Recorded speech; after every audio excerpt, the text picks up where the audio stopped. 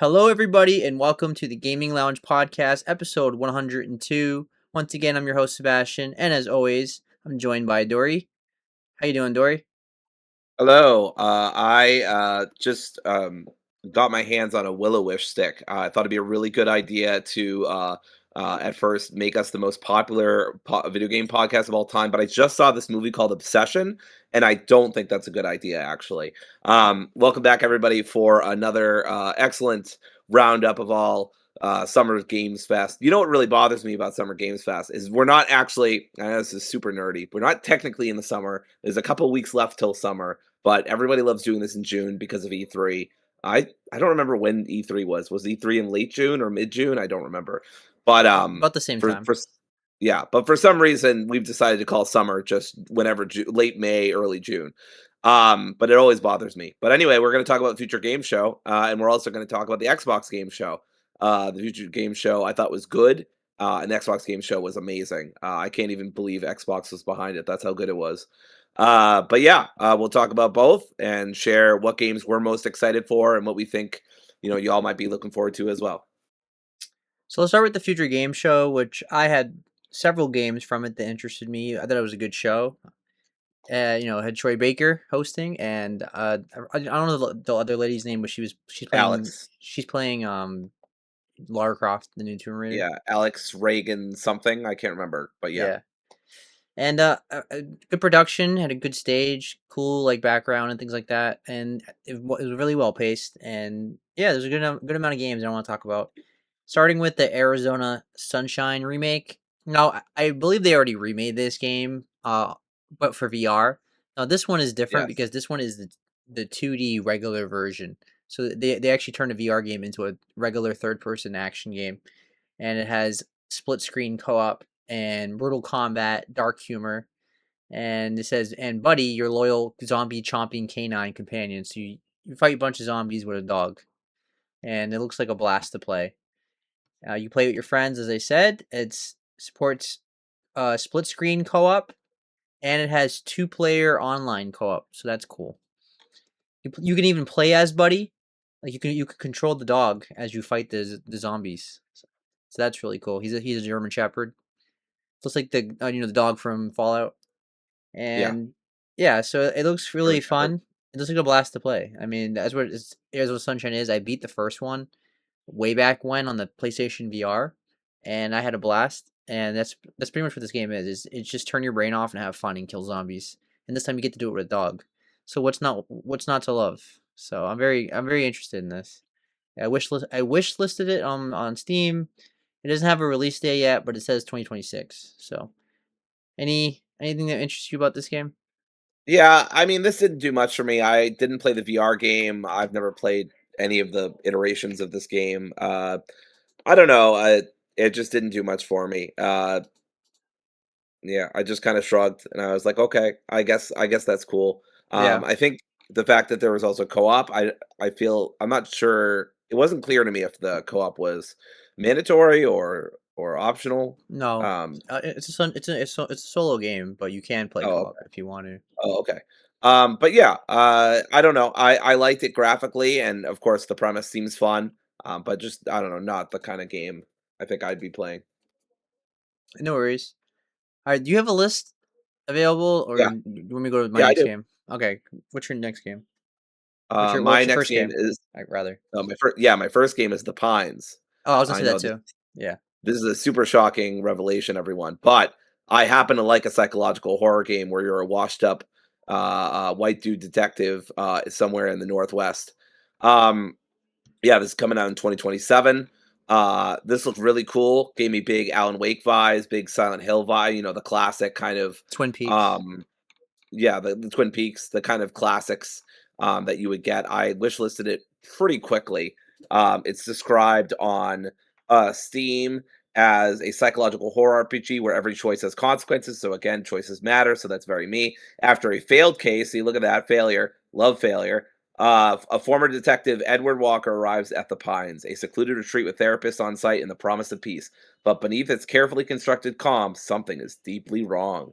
Yeah, and it's already reached 15,000 wish lists, and that was only in April, mid-April. So I bet that's up to a lot higher now. But yeah, it looks really cool. It doesn't. I would feel like this is like double A, not triple A, but that's totally fine. I love the double A space as well, if you want to call it that. I'm a sucker for a good detective game. I love Twin Peaks. I love Silent Hill 2 remake. I love Alan Wake 2. So right up my alley. Yeah, this game looked really good. I love the graphics, first of all. I mean, it's not like super triple A, but it's definitely on the higher end double A for sure. And Yeah, the lighting looks good, the graphics look good, the visuals in terms of like, the mist and the fog of the town, yeah, the character models look good. It's like it seems full acted, fully voice acted and everything like that. And but the big thing that interests me more than anything else, of course, is the horror, the psychological horror. Everybody yeah, looks creepy and suspicious. The way people are smiling at you, and the interesting thing to me is the fact that it's an RPG, because if this is just a regular survival horror game, it's going to be compared to Alan Wake, especially with the flashlight in the beginning. Like, I'm sure they're self aware that it's going to be compared. But yeah. it says on Steam the key features are explore in a dense open world filled with secrets, hidden locations, and stories to uncover. So there's an open world. I'm not sure how big the open world is going to be. Shape Edward Walker through character progression and meaningful choices. There's a deep skill and perk system. Uncover side stories and rumors that reveal the truth about the Pines. Investigate clues, connect stories, and decide who to trust. Fluid combat with a wide variety of weapons. There's a unique stalker system that responds to your choices and actions, so you're getting stalked by one of these creepy people in the town. And yeah, it seems like a nice balance of narrative, choice based game combined with RPG elements. I don't think it's a full RPG where it's like turn based, obviously, but Right. it's like a survival horror game with some RPG elements and detective work and solving a mystery. And Yeah. those has all the elements of a Dory game, but it also Absolutely.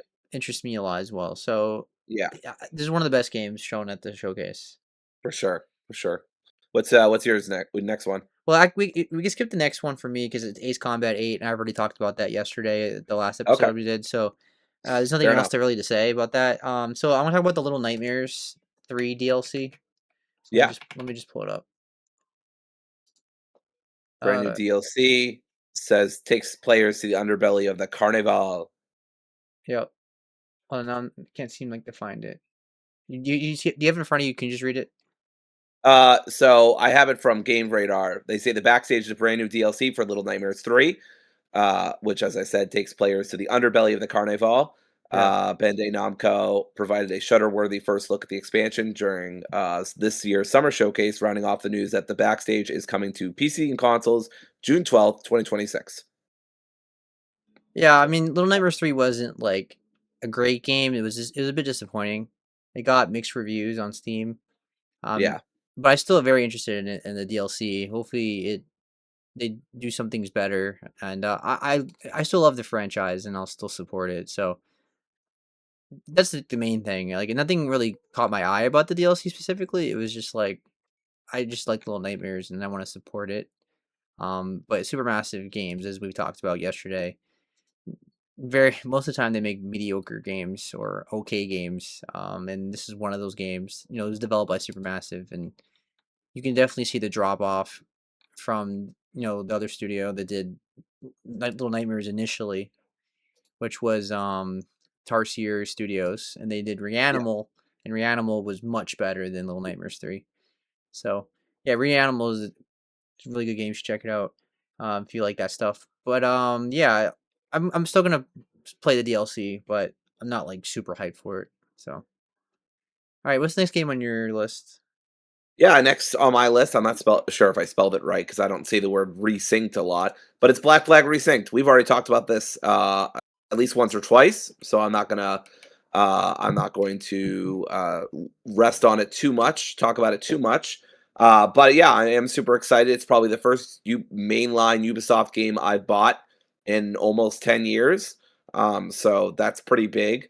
I'm pretty much day one for this. Very excited. I love pirates. I love the original Black Flag. It's my favorite in the series. It's where I stopped playing Assassin's Creed, and I don't think I'll ever play another one, but I will play the remake. Ubisoft finally has gotten me there. I will wait for reviews, but unless they're like, fives and sixes or something, I'm probably there day one. It would take a truly shocking level of not the polish we've already seen and heard and felt through the trailers, which I don't even think that's likely to happen.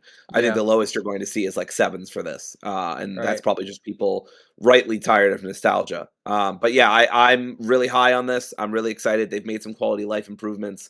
They've added some officers, side quests. They've delved more into the story with Blackbeard. Speaking of delving, they've also expanded the going diving underwater and looking for treasure and stuff like that, as well as the islands that you can find around the map are now actually littered with people instead of just abandoned and a ghost town. So yeah, it seems really promising. I mean, it's Ubisoft, so they could fuck it up, but from everything we've seen, I'd be very surprised, and that's saying a lot. Yeah, I'm already day one on that. I'm very excited for that game. It's gonna be my biggest game of July, and Yeah, yeah, it's such a perfect game for July too. Such a perfect summer game. and when we played it at the beach on my handheld for sure. Nice. All Just right, keep yarring at people whenever they pass you by. yeah, because you say it doesn't feel like summer, but it sure feels like summer down here. It's like 90 degrees and raining a Yeah, bit. I mean, it is pretty nice over here. Not that it doesn't feel like summer, just technically it's not summer, but it Y- definitely feels like summer over here. We had like Yeah, upper 70s. summer starts in March for us. We don't get spring. All right, Right. so my next game is Halloween, the game, which Yes. the exciting thing they showed was that there's a single player, and you can play as Yep. Michael Myers and straight up kill people, and it looks like a Let's blast go. to play. Now I'm kind of sick of these asymmetric, horror games. Like every horror IP thinks they have to have an asymmetric game, and this game is that, but still looks cool, and the multiplayer should be fun to play, and I'll probably have fun with it. I just won't keep me going uh consistently. Like I'll probably be done with it after a couple weeks or something. But Yeah. I'll probably have a good time initially with it, and then the single player campaign is a great idea, and it'll keep me playing it more too. So I'm not saying I'm definitely day one, but I am very interested in it. I'm just I curious. I'm I just curious am about how long legs it has. Yeah, me too. Long Legs, great horror movie by the way. Um yeah, I am way more interested in this game now. I had no interest before. I don't really care about asymmetric horror games similar to Seb, but a single player where you can play as Michael, that moves me greatly. If they can, I'm going to be very closely looking at reviews first because if it's just like a 2 hour campaign and it's like a nothing burger and it's not particularly well done, like I'm not going to spend $40. It's only $40, which is not too bad Yeah. compared to most games these days. But I'm very interested in that single player. I love Halloween. Seb and I have talked about Halloween, the movie series, multiple times on this podcast and other podcasts, so I Yeah. won't rehash it Well, too much. not this But yeah, podcast, but other well, podcasts for maybe not sure. this podcast, but other podcasts we have. But just Yeah. to reiterate, Seb and I are huge fans of Halloween. It's probably one of my favorite franchises, Yeah. warts and all. I think I love the first one. I think the second one's underrated, and then the and H2O is also woefully underrated. And I love the remake in 2018, and then I think they tried a couple sequels, and for me, it didn't quite land. But I love Michael Myers, one of my favorite villains, and yeah, I'm super excited. I was always excited for a Halloween game. I just didn't like the direction at first, but it seems like either A, they course corrected, or B, they were always going to do a single player. I'm not really sure which. Well, actually, since it's coming out in September, I guess that always had to be the plan, right? There's no way they just suddenly developed a single player in the last couple of months. I don't know. Yeah, Anyway, that's probably always the plan. yeah, probably. But I just wish they had said that to begin with. I don't think they did. I could be wrong. Um, No, that was a big but reveal at this showcase. We didn't okay. know that. Okay, that's what I thought. So yeah, I'm much more interested now. I wish they had led with that to begin with, or had said single player details to come in the summer or some shit. But Yeah. whatever. Now the question is it like a legit single player campaign, or is it just like Yes, a tacked on feature? exactly. They That's why I'll be they looking half ass closely at it. reviews. Yeah. 'Cause it feels like it's gonna be something where it's like it's a multi. It's like the same mode as a multiplayer. Is just you can just be Michael and chase people. And is that really that is like give me an actual story or something? Yes. That'd be cool. Halloween's my favorite horror franchise Yep. in terms of movies. Obviously, Resident Evil is my favorite in games. All right, what's your next game? Mine might surprise you. It is ChronoScript: The Endless End. We've talked about this before. That's on This my is list. a Yep. Yeah, this is a 2D action adventure Metroidvania, exploration base where you, an editor, are trapped within a manuscript and must unravel a thousand-year story, not a thousand-year door, a thousand-year story that writes itself beyond its end across 2D pages in a 3D manner. Yep. Look, am I going to actually play this game? Probably not, but I gotta highlight it. It is gorgeous. This game is beautiful. I love the art style. I think it's really innovative and interesting and fresh. Uh, Honestly, if the Metroidvania is not that Metroidvania-y in like in terms of like being super complicated and really hard, I might give this a shot. But I do want to highlight it just for the art direction alone. You know that, if you're watching this and you've been keeping up with the podcast, you know that Seb and I both tend to highlight things just based on, oh, that looks really cool, even if we might not play it. So this is definitely one of those situations. Yes, I've talked about this game before. It was at the State of Play last time, and as I said last time, the art direction is just incredible, and it looks fun to play. And like I said, I don't play a lot of Metrovanias, but like All right, keep I talking. I do play a couple each year, and this is might be one of them for this year that I play. That and maybe like Castlevania, and yeah, it looks great. I mean, it just stands out how great it looks visually. Like that's the big selling point for it. But it does say on Steam that it takes place in 2026. And it says after finally bringing his long-running series to an end, a certain editor creates a mysterious summons from a new author. He makes his way to the author's grand residence, sequestered deep in the mountains. There, he is bitten by a mosquito and instantly loses consciousness. When he wakes, he finds himself trapped within the Endless End, a manuscript penned by the vampire mistress of the estate. This is so bonkers. Have you seen that meme where it's Seinfeld and it's the writer's barely disguised fetish? Feel like that's what's going on here for sure. At least a little bit of that. Yeah. It says this Somebody really wants a vampire mistress, a very tall, huge vampire mistress. it's a 3D rendered grand residence littered with thousands of manuscript pages in the 2D pen and ink illustrated worlds within them. Face off against the ruined, twisted remnants of those who lost their lives in the waking world, grow stronger through exploration and battle, and immerse yourself in the winding narrative of the immortal vampire and her editor. And it says inspired by the action-packed combat of classic 2D platformers, experience a dynamic combat system as you submerge in the pools of ink, lock unlock unique abilities through exploration and combat, and feel yourself evolve as the game progresses.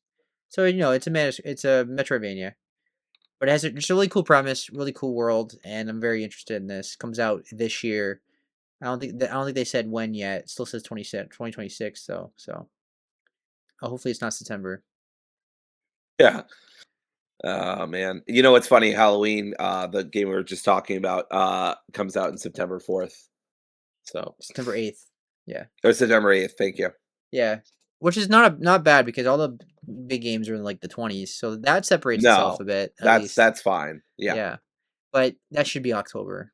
I'm sorry. Yes, I agree. I don't know what the hell they're doing. They should honestly release it on Halloween. Like, there's not many titles that would literally be called Halloween, Well, but that I get because if you do it on Halloween, people are gonna be playing it on November 1st, and then people are gonna lose their interest in that's like true. in horror and I guess Halloween. I guess do it like the week before Halloween or something. Yeah, I think a week before would be cool. All right, the next game on my list is Dusk Fade, which got a demo recently, which I haven't played, but I heard good things from people who played it. And we've talked about this before because we're desperately waiting for Kingdom Hearts 4. And this is the Yep, closest thing to anything. it. Yep. He looks like Sora. He looks like a mix between Sora and the kid from Treasure Planet. That's who I see.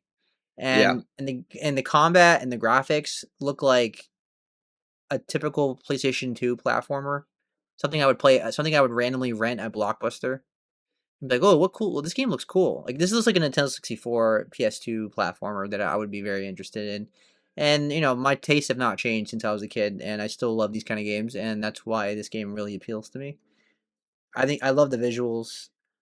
It even calls itself an action platformer. It calls itself a clock punk world, which sounds really cool. Just it's just really it's just fun to look at. Really, like the colors really pop. It's an indie game, of course, but it looks like a legit big game. Now I don't know why it's labeled a Souls like, but I get that can be a lazy comparison from people. It looks like it just looks like an action platformer. That's what I would call it. I would not consider it a Souls like. That's kind of weird. But yeah, it says shatter the shackles of time as you jump, swing, and slash through a fantastic world in this love letter to classic 3D action platformers. Zarian, accompanied by his mechanical Kaku, Bro, he literally has X in his name. Sorry. must save his sister from a mysterious clock tower that he plunged the land into the eternal night. So this game is going to have a lot of clock puns, I'm sure, or Yeah. references. And it says, I wonder what his nobody name is, or his non-nobody name. it says uh, explore the stunning realms shaped by the master clockmakers, each filled with mysterious magic, breathtaking vistas, and endearing characters. Navigate ethereal forests, underwater realms, sunlit dunes, and cloudy heights. The world of Duskfade is alive and teems with secrets for you to uncover. And they say it's a coming of age journey filled with heart, loss, and the courage to face the unknown. And there's a charming cast of characters. And it's an emotional game. So it has all the things to be a great game. So it was labeled best. It won best game indie dev day at 2025. So a lot of people are very interested in this game. I'm one of them. So any interest, Dory? I don't know. I'm not super big into platformers like I used to be when I was Yeah, younger. I do think the combat does kind of remind me of Kingdom Hearts. Uh, the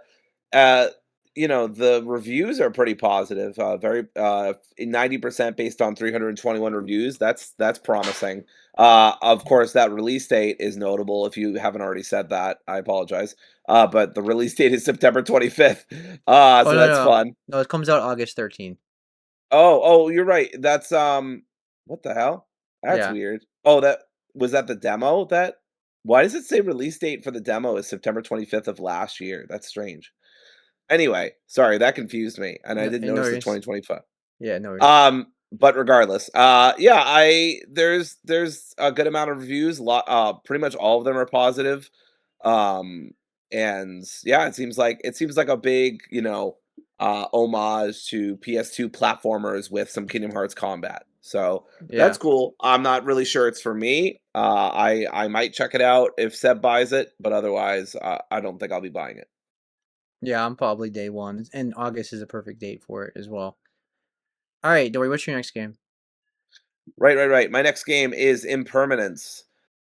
This is a psychological horror with some story-rich and walking simulator elements. The Steam page says a father, a condemned theater, a son's voice echoing from beyond. Step into a narrative horror game about grief, obsession, and the act of holding on as a force older than grief pushes back. So yeah, I thought this was a really kind of interesting trailer. I'm not really sure exactly what's happening. I think the father is like keeping his son alive even though he shouldn't be or something like that. It's going to be some kind of tale about grief and letting go. There are there's multiple endings determined by how far you're willing to go. Psychological horror built on tension and emotional unease. No combat, no gore. So yeah, it seems pretty cool. I'm not. I mean, I'm not positive I'm gonna get it, but I am interested. Yeah, it seems like his son died, and he's like refusing to let go, and it's gonna be an Yeah. emotional, psychological horror game where it's not gonna be any combat. It's gonna be just straight up. It's his walking simulator, so it's probably gonna be one of those games where the visuals do all the storytelling. And you're mostly just gonna be walking around and Yep. solving puzzles. It's that kind of game. This game is on my list, because of the psychological horror of it, and I enjoy these kind of games. Like I don't play a lot of these games. Like I don't go on my way to play a lot of them, but I do enjoy these games occasionally, and yeah, It looked interesting. They didn't show a ton. It was like the trailer was like a minute long, but Yeah. yeah, I can pretty much figure out what this game is going to be. It's a walking simulator. It's gonna have multiple endings, and it's gonna be psychological horror. So that just means it's gonna be a lot of visuals. It's gonna be one of those games where the visuals tell the story. It's gonna be a lot of colors on the screen, a lot of animations that pop up, and you're gonna mostly just be walking straight and things like that and solving puzzles. We'll see. Depends on the reviews. It comes out next year, and we'll go from there. Yep. All right. The next game on my list is Fading Echo. Oh, wrong one. Fading Echo. It's a fast-paced elemental action adventure RPG where creativity fuels combat, manipulate water, trigger chain reactions, and shift through surreal worlds as one. A young legend on a mission to save a dying desert scape from the grip of the paradox corruption. So what is it? It's a action adventure game basically, and you jump into Cinder Vault, experiment with water, lava, and toxic waste to trigger chain reactions, burn, solidify, or weaken enemies using the environment. Combine fluid powers with hand-to-hand attacks for elemental combos and stylish finishers. Meet Rain and Vellum, two voices you can't ignore. I mean, the gameplay and the colors just pop to me. It looks like a fun game to play. It comes out next month on July 21st. So it's a sandbox action adventure game, third person, and it looks like fun. It looks fun to play. I enjoyed the combat. That was the main reason I put it on my list. Any interest in this one? Yeah, this one kind of passed me by. I didn't really notice it as much. I'm a little interested. I'm not gonna lie. I'm not sure I'm wish list interested. Hmm. Um, but it looks pretty cool. It reminds me of like a classic like PS2, PS3 era action adventure, which is always welcomed. Yeah, I see that. That's one of the reasons it interests me. Yep. All right, Dory, what's the next game on your list? Next game on my list is Seb. We have such beautiful things to show you. It is Hellraiser, of course. Oh yeah, Uh, on my list. I am very excited about this. I was very curious what they were doing with a single player Hellraiser game, but you get to use like the hellish powers to get your girlfriend's soul back. Which isn't that the plot of The Darkness? Actually, come to think of it, or something like that. Anyway, Yeah. um, it looks really fucking cool. I actually don't really like I like the original Hellraiser, but it's very campy and very Mm, I didn't think it was a great movie, but it was a fun watch, if that makes sense. But I do think Pinhead is a fantastic horror icon, and Clive Barker, of course, is a legend. So nothing against either of those two things. I think the Cenobite idea in general is terrific. So I'm very excited for this. This has all the potential in the world. You could see when they were talking about their game that they focused on the first two movies and the original story, the Hell, the best two. the yeah, the Hell Something Heart. I can't remember what the heck the short story that Clive originally did. Clive Barker originally did. But yeah, it looks really cool. The combat looks really fun. The plot is good. I mean, I'm always up for more Pinhead. So yeah, I'm pretty much there day one. I mean, unless it bombs or something, I'm probably there. I love a good horror game. I love FPS. I love the Hellraiser series. Well, not I don't love the series, but I love conceptually. I love the series. I should say. I like the first two movies, and after that, it fell off hard. Yeah, They kept I know they making did a crappy remake. They did yeah, a new one recently. I don't know. yeah. Was that any good? It was alright. Not even. Yeah. I don't really care for it. I think they made Pinhead like Okay. female too. Ah, People had mixed reactions as you would of expect course. about Woke. that. Woke. But no, I think the first two movies are. I don't want to say they're amazing, but they're definitely I mean iconic. Just only, and I think it's only iconic because they're the designs of the Cenobites, like no the Chatterer and Pinhead. Obviously, they're iconic characters. But the movie themselves are not like incredible. But Yeah. they're most known for the gore effects. Like we watch Hellraiser for the gore effects. Yeah. But in terms of the game, I'm interested because it's a breath of fresh air using a horror IP and not making an asymmetric multiplayer game. I love that they decided to make it a single player game that's first person combat, and you can have, and it's very gory, and you can use powers and various weapons. Like it's a cool idea, and I'm very excited for it. I've had my eye on this game for quite a while now. We've been knowing about it for a while, and they say it's coming out this year, so we'll see. I mean, it just screams October, Yeah. honestly. But we always say that, and they never put horror games in October. Yeah, I don't know what's wrong with them. Put horror games in October, please. This feels like a perfect like early October just to get me in the mood for Yeah, Halloween. for sure. So I hope they do that. But I'm very interested. I'm not definitely day one because I don't expect this game to be like Amazing. 89 on Metacritic or something. But if Yeah. it's like solid and it's a good price, I'll probably get it. So and we can always split too if we both have a lot Yeah, of that's interest true in it or too. something like that. So we'll figure it out. All right. The next game on my list is Prison of Husks. Now I'll just do two games because this one I've talked about a million times now. This is just this is the PS1 looking Souls game. Oh, right. Yeah, Glass Eyed I, Dolls. I Yep. talked about this several episodes the last couple times, so I can skip that.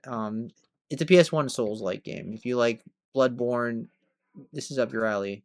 Go check it out. All right, the new game that I wanted to mention though is AGX GP, which is a heart-thumpingly fast anti-gravity racing game. Its lightning fast action and extreme ability-based gameplay will push your reactions and skills to the limit. And it says, well, it's very their page is very brief on Steam. It says there's 25 plus adrenaline fueled highly replayable tracks with deceptively simple mechanics that immerse you into a true competitive flow state. It says conquer 125 plus challenges across 7 diverse game modes in 3 different speed classes, creating more than 375 events. From full scale racing championships to competitive skill based trials, every event pushes your abilities to the limit. I mean, it appeals to me because it just crouches that itch of Wipeout and F Zero, and Yeah. you don't get a lot of games like that anymore. And That was my immediate reaction. I was like, Nintendo ain't gonna fucking do it, so people are just doing it themselves. yeah, I get more Wipeout vibes than F Zero, but either way, it Yeah. looks fun. Like that's really what it comes down to. It says quarter three of 2026, so we'll see. I hope it's not September, but yeah, I'm not saying I'm definitely day one or anything like that. It really depends on the price, depends on the reviews, but definitely interests me because it's just different. Like this is probably the only game I play like this for the whole year, so that's why it interests Yeah. me. So yeah. All right, what's your next game? All right. This one might surprise you. The Road of Dust and Sorrow. Yep, it's on my list I too. Very nice. I really liked the pixel art look of this. It's got it's a survival horror with some pixel graphics, of course, and I love me a good horror game. Love pixel graphics. It says a tense, story-driven, inspired by '90s classic "Survive a World Gone Wrong and Protect What Matters Most," your daughter. So I mean, another classic Dory thing. I love Pragmata, partially because of Diana. So could end up really enjoying this game because of the mother-daughter dynamic too. Yeah, I just think it looks really cool. The combat there looked sparse but fun. And I love a good survival horror game. So yeah, Seb, what about you? Yeah, just like you said, I love a great survival horror, story-driven game. It even says inspired by Resident Evil and Silent Hill, which are my two favorite horror franchises in video games. And it says, a miracle crop designed to end famine became humanity's ruin. It twisted people into feral creatures called dusters, hollowed out by chemical addiction and driven by primal hunger. Catherine and her daughter Ava roam the remnants of civilization, searching for a safe haven. But their journey draws the attention of the pastor and his mysterious following. He sees remaining humans not as people, but as fertile soil for his plans. And you get to explore abandoned buildings, and there's strange vegetation that reclaims the earth at an accelerated rate. And you're going to be fighting against bloodthirsty monsters, finding locker rooms, forgotten corridors, environmental puzzles. What you expect from these kind of games. it gives me major Last of Us vibes and major 28 Yep. Days Later vibes, and also is getting Resident Evil and Silent Hill. More Silent Hill than Resident Evil, but either way, I see the influence and very interested. I love all those things like Last of Us, 28 Days Later. This gives me Days Gone vibes. It has all the genres, so it has They all the should have listened to characteristics. President Camacho and put electrolytes on their plants. Fools, all of them. Anyway. Yeah. But it comes out this year, so I'm very interested in this. Very, very, very interested in this. Also, a perfect handheld game, it looks like. All right. Making my list easy because you keep mentioning my games. So, my next game is Don't Fret. Is a sentient All right. Yep. guitar trapped inside a nightmare music school. Hide, distract, and survive horrifying creatures as you tune your way through musical puzzles and fractured memories to uncover the truth. So it says, uncover the story, search through the world of atmospheric tension and musical mysteries to piece together why you are here and how to escape. Enemies react to noise, use objects and environmental sounds as decoys to mislead them. Evade to survive. When cornered, you'll need to dodge, stun, and outsmart your attackers to live. There's musical puzzles in this game. You solve piano, guitar, drum, and other instrument puzzles to unlock your journey and reveal secrets. Collect and play memories back to learn the story behind the harmonic heights. And it says, can you handle the pressure of completing puzzles while danger closes in? So, what interests me, obviously, is it's a horror game. I like the look of it. It has the typical Five Nights at Freddy, vibe to it. Of course, the bendy kind of vibe. But I like the colors. I like the lighting. I like the concept of it. I like the horror. October 1st, finally a horror game that comes out in October properly. And very interested in it. I'm not saying I'm super day one or anything like that, but I'm very interested in what the reviews are going to be, and may or may not get it. So we'll see. Any interest in this one? Yeah, this one didn't do much for me. We've already seen it a couple times at some other showcases, and it's never really done much for me personally. I'm not a big like I don't know, the kind of games where you have to constantly run and hide and do puzzles and stuff like that. So I'm not saying I'll never play it, but it's certainly not day one. And if the reviews are really good and people are like, yeah, it's challenging but not overly difficult, maybe if you buy it or your friend buys it, who buys all the indie horror games. Yeah. Yep. Exactly. All right. What's your next game? My next game, I'm running out of games, just so you know, Seb. So I hope you don't have a lot left. I do. Uh, what's that? I do. Yeah, I figured you did. We should have compared notes beforehand, but we didn't. Well, to be Anyway, actually, you already hit a lot of them already, so I don't have that much. oh, okay, good. My next one is 1666 Amsterdam. Also on my list.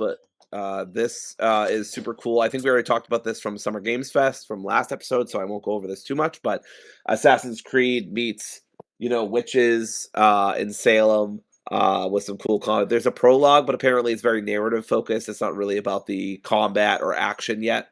So yeah, it looks cool. I don't have much to add than what we did last. Yeah, I don't have anything to add. We already talked about it yesterday, so nothing new really. And just reaffirming that we're gonna get this game most likely. It looks like Assassin's Creed with witches, as I said last time.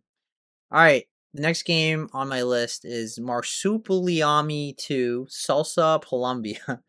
So that's a handful for a title, but it says help the marsupialiamis save Colombia from the mummy queen and her minions in this fast 2D platformer. A strange melody has swept across Colombia, and all the animals suddenly started dancing, leaving chaos in their wake. So it's a very fast platformer, and it says 2.5D. It says, will you be able to follow the rhythm or fall victim to the cursed dance? A strange melody has swept across the Colombia, and there's three different play styles. Each character has their own playstyle. Switch characters to soar through the air, punch enemies, or leap across obstacles and explore different levels, secrets. Choose your marsupiami wisely, and you might uncover a hidden level. And you can play this game in local co-op, and it has really colorful, vibrant, universe. I love the look of it. It reminds me of the Rayman Legends game. The platforming just looks fun and vibrant and colorful, and the music's playing. So I was just getting a lot of Rayman vibes from this. Which is ironically getting a remake, and that's what I was getting from this too. And I just love platformers, and this looks like a blast to play. It, it feels like it's going under the radar. Like I was like very impressed by what I saw. I had no idea about this game, and this is a sequel, so I want to check out the first game potentially. It comes out September 3rd. So I'm not saying I'm definitely day one, but I'm very interested in this. It looks like a fun game on my handheld. All right, the next game is They Will Come, which is it says it's a cinematic steampunk puzzle adventure directed by Jeff Troutman, an award-winning art director, game designer, and game industry veteran. This is his version of a premium steampunk horror built from relentless ambition and the creative freedom that only an independent studio can achieve. It says the year is 1897, but but not the one you know. It's an alternate version of history. So the big thing is it's an over-the-shoulder horror adventure. You control Benjamin in a close cinematic over-the-shoulders perspective, letting you feel all the tension of each encounter. And each quarter has a purpose. Every sound has a source. And it says you're hunted, but you're not helpless. You sneak through the shadows, time your movements, and solve environmental puzzles using what you can find, from small automatons known as M-bots to the architecture of the ship itself. And the features of it really is, the art design, the over-the-shoulder perspective. It says there's a lore-rich history to it, alternative history. It's stealth for survival. Um, you have a powerful robot companion, and it looks high quality. I thought, and the big thing was like you play as a little boy, and that was different than the normal game. It again just screamed like early PS2 game that I would rent at Blockbuster that just caught my eye. Oh, this looks cool! Like there's a little boy and he's dealing with a bunch of robots trying to kill him, and it's like a dark, it's like a dark alternative cyberpunk, not cyberpunk, steampunk universe, and it's just very interesting. It looks really really cool, and it has never release date or anything yet, but I am very very interested in this. This game didn't catch your eye. Uh, Not really. No, I noticed it, but it didn't do much for me. Again, survival horror with mixed with puzzles and stealth and stuff like that. I'm already pretty iffy on stealth in the best of situations, so didn't Yeah. do a lot for me personally. And then Mistfall Hunter, was that on your list? Mistfall Hunter? No, it wasn't. All right, so that's a dark fantasy extraction ARPG. Combines skills, talents, and gear for each class in thrilling combat. Whether you team up or go solo, one thing remains certain: only by fighting your way through can you return with a full haul. Good luck, Guild Hunter. So it's an ARPG in a dark fantasy world. It looked really cool. The gameplay looks fun to play. Like that's what really appealed to me. The gameplay just looks fun. There's endless builds. It says that you can pick. There's like magic builds, a warrior build. It seemed like there's agile roguelike character, and it says there's an ever shifting battlefield. And obviously this game is about getting loot from accomplishing these battlegrounds. It looks like a blast to play. Like it just looks like something to really have fun with. It's an extraction shooter, but it's like but in a fantasy setting, and it's Souls like. So I thought it looked really cool. It comes out next month, so I want to keep an eye on it and go from there. Yeah, not really big into Diablo like, so it didn't do much for me, but glad you enjoyed it. Did you see the gameplay for it? I don't remember the gameplay for it. It's Let like me it's look it up. it's behind your back. It's more like God of War kind of gameplay than it is Okay. Diablo, but it's still an ARPG. Yeah, I the extraction shooter immediately made me go, nope, not interested. All right, Sinking City 2 is a survival horror game. It's Lovecraftian. It's a sequel to the first one that was solid horror game, and it looks good. It takes place in 1920s Arkham, it says, and you have Arkham's like a New England town, and it says the Roaring Twenties port city built with supernatural flood, and the visuals are stunning. It looks great. The mystery is definitely interesting. It's made in Ukraine as well, and if you like the first game, you're gonna like this one. If you like these kind of games, like survival horror, third person shooter, I think you're gonna like this. Like it gives me Resident Evil 2, Silent Hill 2 vibes. So that's why it appeals to me. This is probably day one. It comes out August 18th, depending on reviews. But I am very, very interested in this. I mean, this is my favorite genre, or one of my favorite genres. So yeah. Okay, now we talk about Exodus, which no, I thought was probably the game of the show, and obviously they showed it for 20 minutes. But Yeah. it's Mass Man, Effect. everyone's loving this whole 20-minute format. Like Laufey did it, this game did it. There was just a 20-minute showcase for Message of Blood, Yeah. or Blood Message or whatever. Everybody's doing it. Anyway, yeah, Exodus. So this is by some former BioWare devs, which honestly is not unfortunately a small club to be in these days. It was narrated by the game's director, Chris King. I want to say one thing to get out of the way. This dude's got to be confident about this game because at one point they give away a pretty big narrative beat. At least it sounded to me like a big narrative beat. And he just casually dropped some fucking lore in the chat and was like, yeah, this happens. And then you get all these choices and stuff. And I was like, damn, dude, okay. I mean, I hope you have more tricks up your sleeve than I'm sure he does.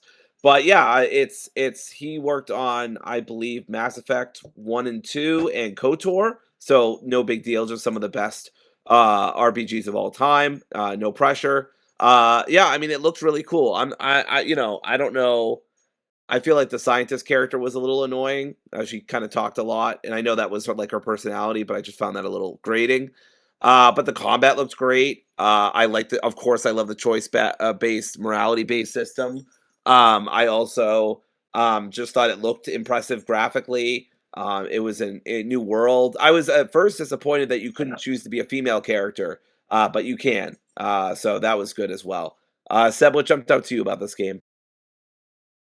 Well, I mean, I already had my eye on this game because I remember this being at the Game Awards with like Matthew McConaughey and stuff like that.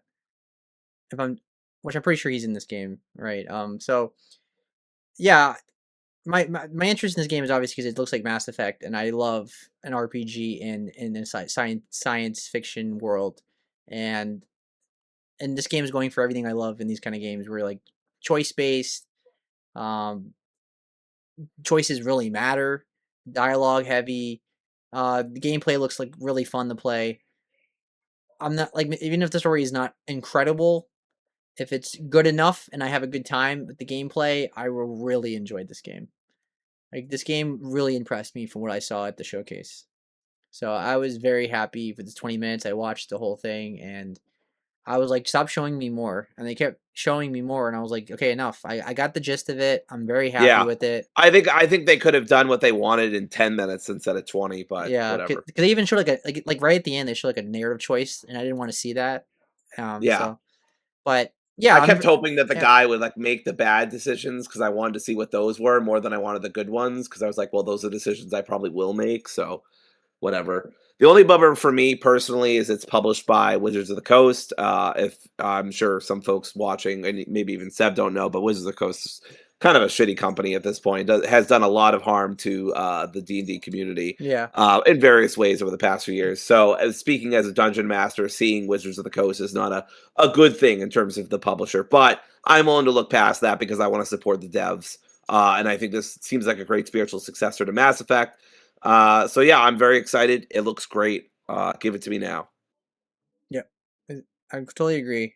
Just stop showing me this game now. I'm sold. Yeah, Comes out next year.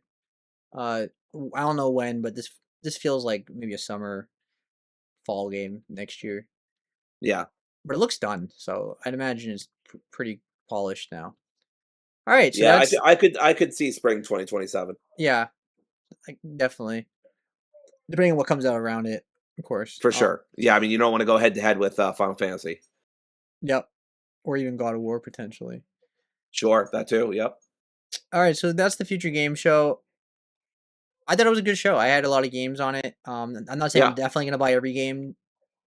If I mean, I'm gonna buy a handful of these games day one for sure, most likely. But um, But other games, I just had more of an interest because of the way they look, and I'm gonna keep an eye on reviews. That's what it comes down to. Either wait for sales or wait for reviews. So I'll give it like an 8 out of 10. I had a good time with this show. Yeah. I had a 7 out of 10. I thought there were some games that I liked, but there weren't a lot of like big standouts to me. I didn't feel like it went too long though. It was like about an hour and 15 or something like that, a little over an hour. So that's not too bad. Of course, the hosts were very charismatic. I even laughed a couple of times at their corny, cheesy jokes. But yeah, The Pines, Black Flag Precinct, Hellraiser, 1666 Amsterdam, which we already knew about, so that doesn't really count, and Exodus, which technically we already knew about, but that's a 20-minute, brand new showcase. So definitely held to my hype for that game. So yeah, a good showcase, not great, but good.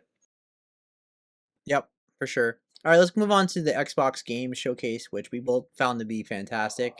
Yes, Now we won't. No, we're not gonna be reading off Steam like these games as much, so it's gonna go a little faster than the future game show. To be honest with you, because we already knew about a lot of these games already, so right. just be mindful. It's gonna be a while, but it's not gonna be like a whole 2 hour discussion about each game. All right, so the Xbox Game Show kicked off with Gears of War E-Day, which got a whole conference about Gears of War, and very exciting. Gears is my always been my favorite Xbox franchise, and it looks like more of the same, but they definitely improved the gameplay a lot, and it looks a lot more smooth. Looks way more modern compared to like Gears of War One. They did a remake, and it was a lot more stiff. But yeah, I expect this game to be a lot darker. I mean, it takes place on E-Day, where like most of humanity got killed, and they were getting their butts kicked the whole time they had, until they developed the Hammer of Dawn. It just looks like mass chaos. It's gonna be a very grim game, but it looks like a blast to play. Dory, what did you think of Gears of War E-Day? Yeah, it looked really cool. I've talked about Gears of War before. I thought 4 was great. 5 was pretty good, but too dragged out. I played 1 back in the day and loved it. I tried to play the remake or remaster of 1 that came out last year with Kim, but they didn't allow couch co-op, only online co-op, which is nuts to me because the whole basis of the game originally was couch co-op, but whatever. So I hope this has coach co-op. If it doesn't, I might still play it. It'll be day one Xbox Game Pass, so I'm not super worried about that one way or the other. But yeah, I liked what I saw. It looked appropriately brutal. I liked the little butt scooch that Marcus did while he was like taking cover or moving from cover to cover. Yeah, it looks cool and in a darker tone as well because they're going to be losing pretty much the whole game. Maybe it'll end with them finding the Hammer of Dawn or whatever. So yeah, it looks good. It's a Gears of War game. I don't really have a ton to say here. Yeah, it is getting local co-op for the campaign, and it has a siege PvP a PvE mode where you can play as different classes. There's an assault, marksman, medic, or breacher class, and you fight a bunch of locusts together. That's a cool single player. Excuse me, multiplayer PvE, player versus environment kind of mode.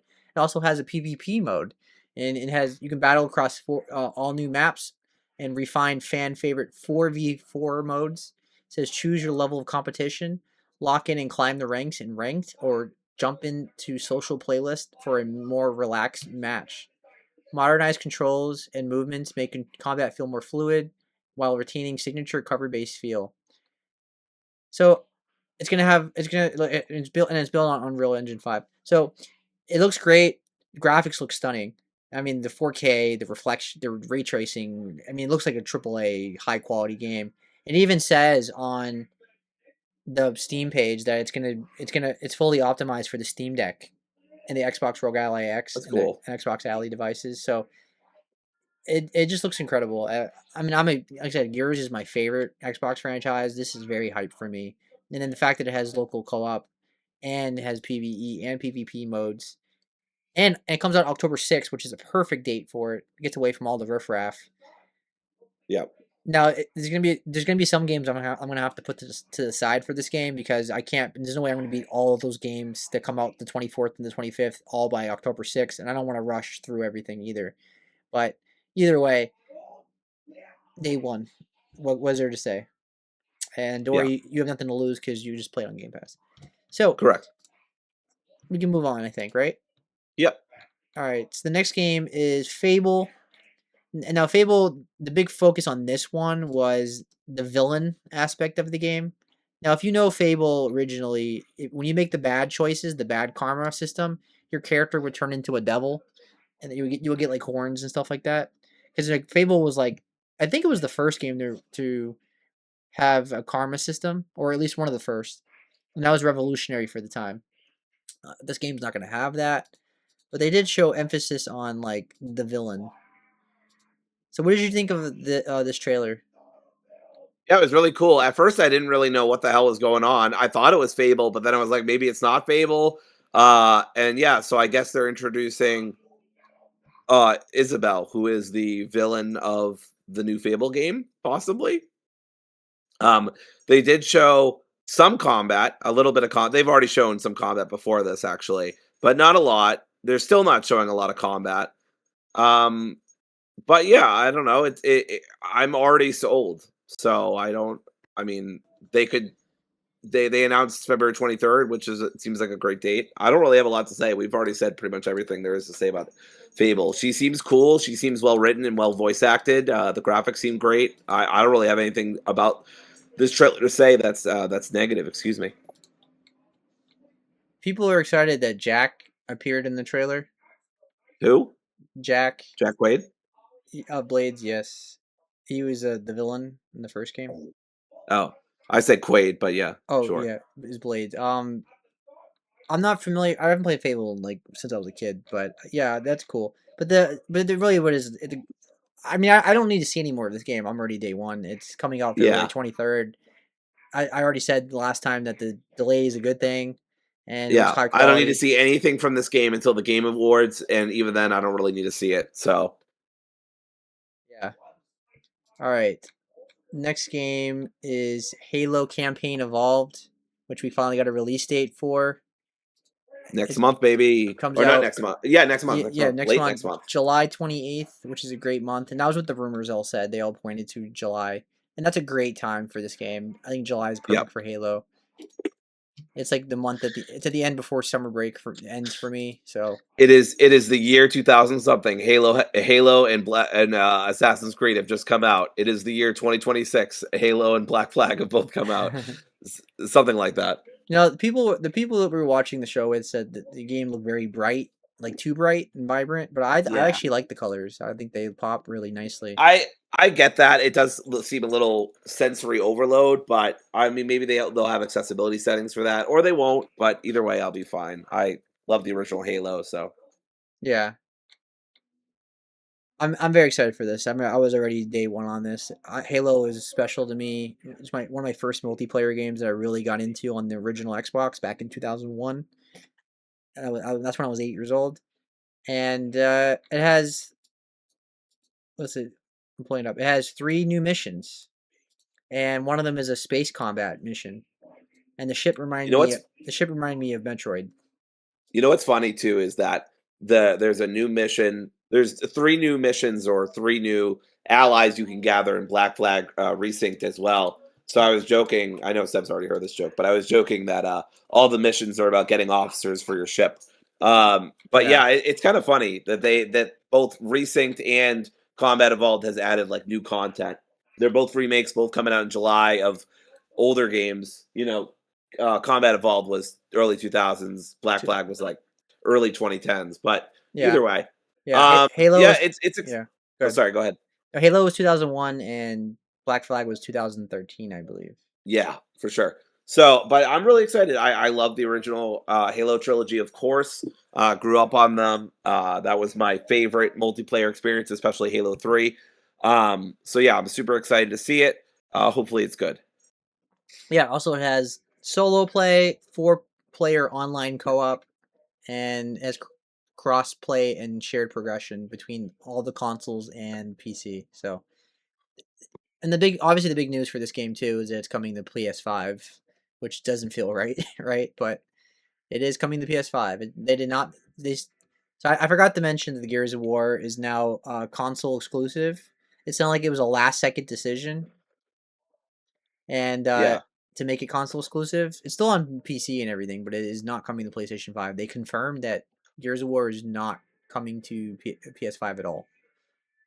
So somewhere in the universe, somewhere on someone's drive, sits a PS5 version of Gears of War that's never going to be touched again. But Your Fable, mission, if you choose to accept it, is to heist, is to steal this USB drive. yeah. Now Fable is coming to PS5 still, and Halo is still coming to PS5. All right, next game is a Plague Tale Legacy Residents. Resonance. Now I'm, Thank God it wasn't Revelations.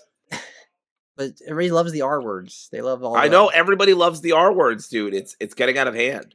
yeah. But I'm probably more excited about this game than you are, because I enjoyed Plague Tale more. But this game, I mean I thought the first game was pretty good, and then I bounced off the second. I want to give the second another shot though, in preparation for this game, especially since it's coming out so soon. right? And it's coming out actually August, three August. days after my birthday.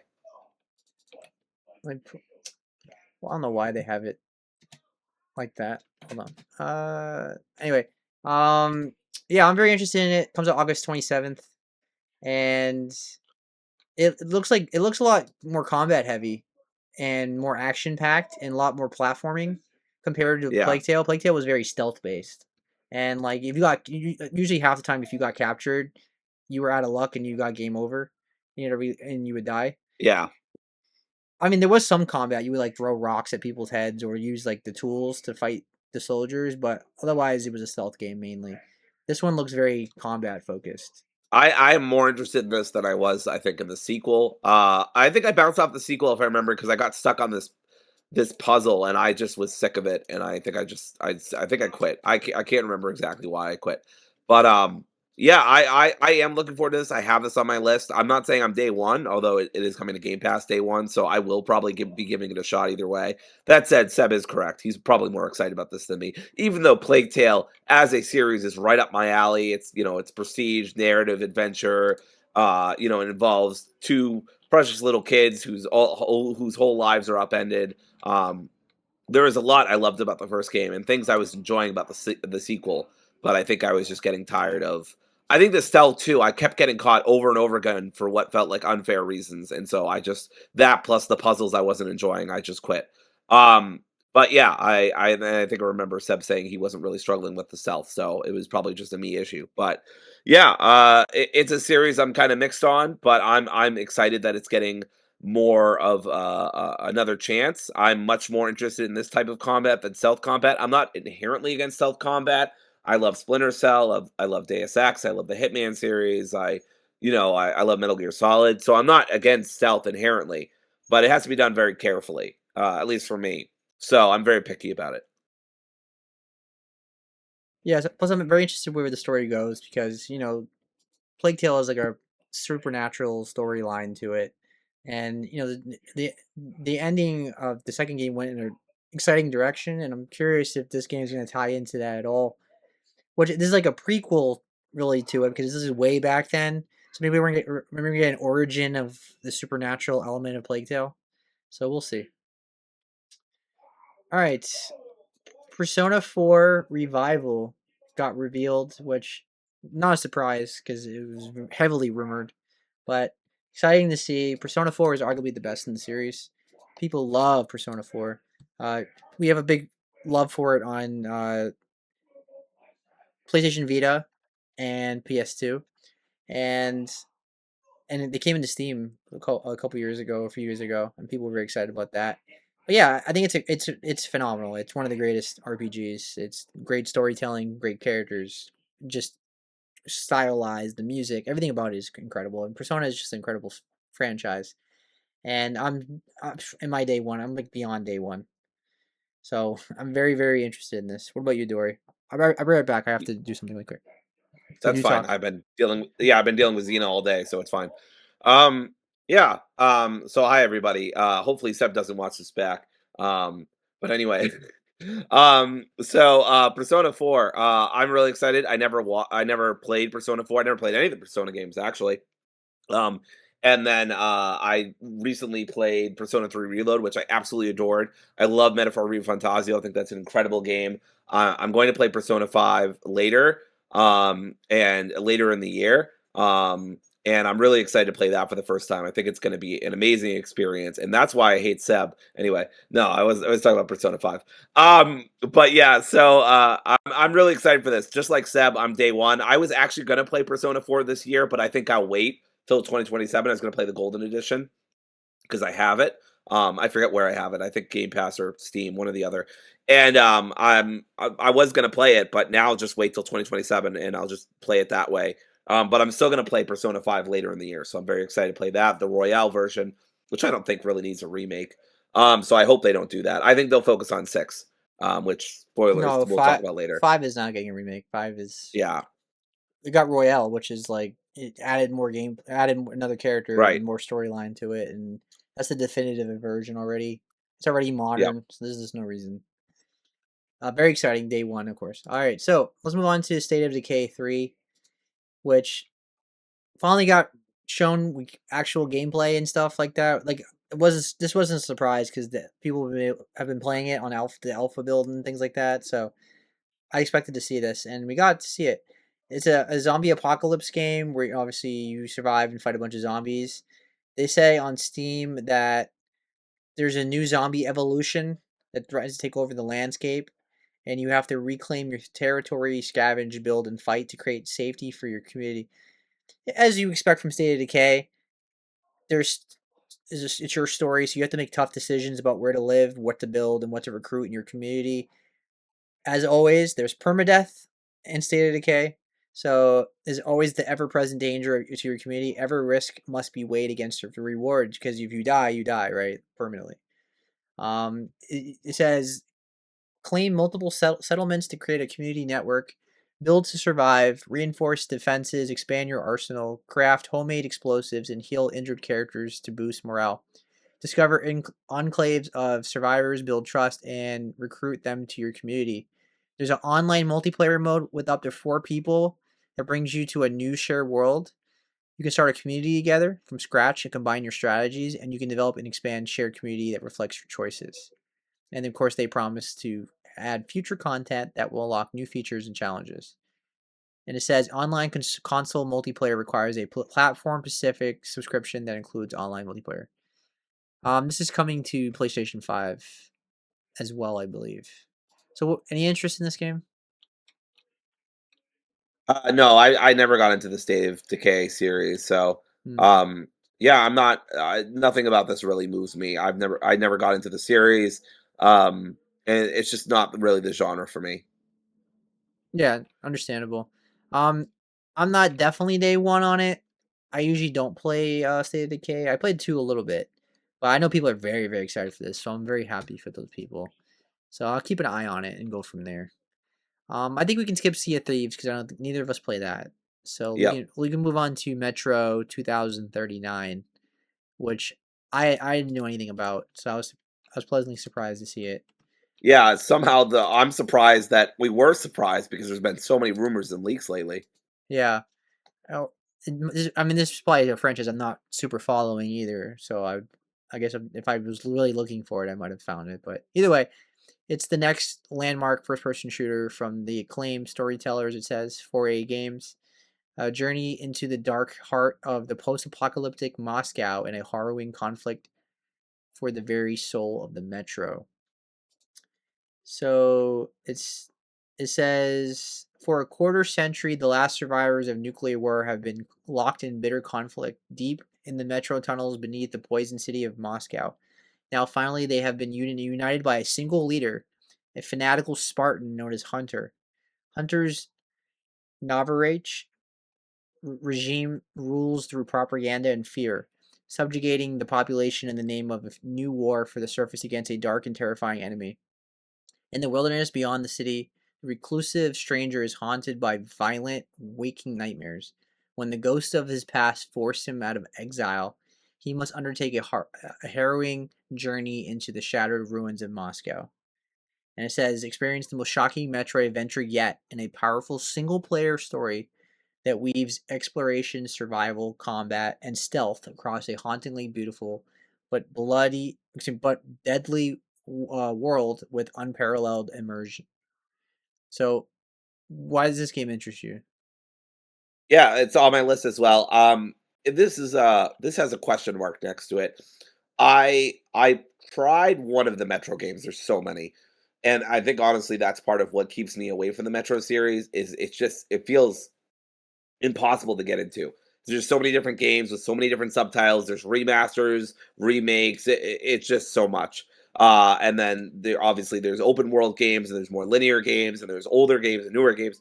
There's there's a lot. I at least twice now I've tried to get into the franchise and both times have bounced off. But this if this is a good fresh starting point, I would be very interested. I did love the top comment on the YouTube trailer, which is that I can already hear my fans blaring because this game looks purdy with a capital P. It looks very beautiful, but very graphically intense. So I'm very curious how that'll be handled, especially in the Rampocalypse that is currently going on. But we'll see. I think it looks great, graphically impressive for sure. And the gunplay looked good. So, but if it's an open world, I'm a little more iffy. I'm not inherently against open world, similar to stealth, but similar to stealth, I'm very picky about open world games.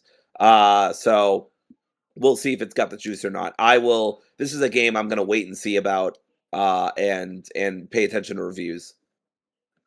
Yeah, I'm very interested in this game because it's going more for the linear, deep in the underground style of shooter again. I got like open area vibes, not open world vibes at most. Yeah, Maybe it's just linear stuff. I don't know. because I don't want it to be like Exodus, where it was like semi open world, and I got burned out. I thought it was too Yeah, big of a game. So Exodus was what I was thinking of earlier. yeah, I want it to be like more of the older ones. So that's why this game very interests me a lot. And I Right, trust Deep Silver at this point. And they published some bangers recently. They did Dead Island 2. They did Kingdom Come Deliverance 2, which would have been my game of the year, if not for the other game. If not for Expedition 33, that would have been my game of the year last right. year. And they did Echoes of the End, and they did Nobody Wants to Die as they publishing. So, um, very interested in this game. All right. Did you want to talk about Bad Magpie? No, All right, we skipped that then. Uh, Wolong 2, Wings of Ember was announced. That's cool for me. Not for Dory, obviously. Souls no. game. But definitely interested. Comes out next year. Early next year. We can skip that cult game, Join Us. That was just random, didn't do anything for me. Yep. And so we get to Senua. So this is not Hellblade 3, but it's another Hellblade game. Now, you and I are of the opposite opinion. You like the first game better than this. You like the second game better than the first game, Yeah. and I like the first game better than the second game. I think the combat in the second game was a letdown and big drop off from the first one. But I also thought the first game had way too many puzzles, and I need a balance. I need Hellblade One's combat, but make it streamlined like the second one. Like the Yeah, storytelling. and to go back to Seb's us having the opposite views, I did not like the combat in Hellblade 1. I thought it was very repetitive and I boring I and well, I didn't think it was amazing. I thought it was, like, fine. I thought it was solid. Like, yeah. I thought I liked it better than the second game. Like, I thought the second game What I didn't like about the first game was just how many fucking puzzles there were, and even agreed. using guides. I know Uh, I've talked about this before, agreed. but even using guides, I couldn't get through them. I couldn't figure it out, Yeah. which is a shame because I really wanted to experience that narrative. Whereas Senua 2 was a lot more straightforward. The puzzles were still there, but for the most part, I was able to either figure them out on my own, or if I needed a guide, it made sense. The combat felt a little better too, and graphically, of course, yeah, and writing and voice wise was incredible. But I still overall just thought it was pretty good. I didn't even think it was great. I just was able to actually beat it as opposed to Senua 1, where I couldn't. So this looks even more combat focused. I kind of was joking with one of my friends earlier. I said I think Xbox execs saw how the second game was done, and they were like, "You either Ninja Theory, you either improve that combat or die," as a studio. So I think that's kind of what's going on here is that they were kind of put pressure, had pressure put on them to kind of change the game. We'll see if they did it for the better or not, though. I have no real stakes or investment in this franchise. I just kind of watch it like ships in the night. If it's good and obviously it's going to be on Game Pass, I'll get it, or I'll give it a shot. But yeah, we'll see.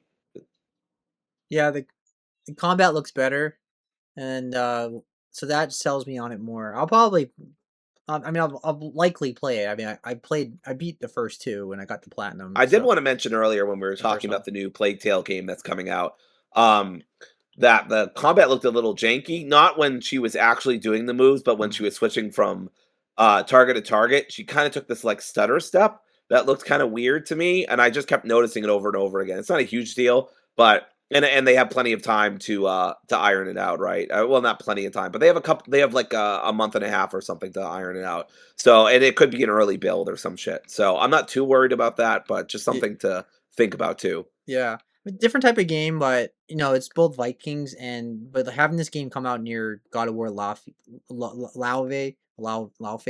is gonna make it look a lot worse in comparison because that game's gameplay Yeah, looks really incredible, and yeah, this game is not gonna be as good gameplay wise, but again, it looks better than the first two in terms of gameplay. So it's a big we'll see, but I'll likely play it at some point because I still enjoy like the cinematic third person world.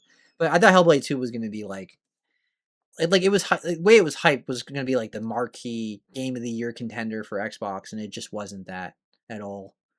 I think at most people said it was fine or good, but I didn't hear anyone say, "Oh my god, it was incredible," really at all. So hopefully this one's better. All right, Doom: The Dark Ages Revelations.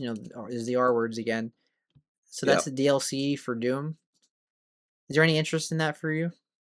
I am day one, if and only if this is not painfully hard like the old gods or whatever the fuck it was Yeah, from Doom Old Guards. Eternal. Yeah. Yeah, if it's like that, no, fucking pass. I won't even play it on easy.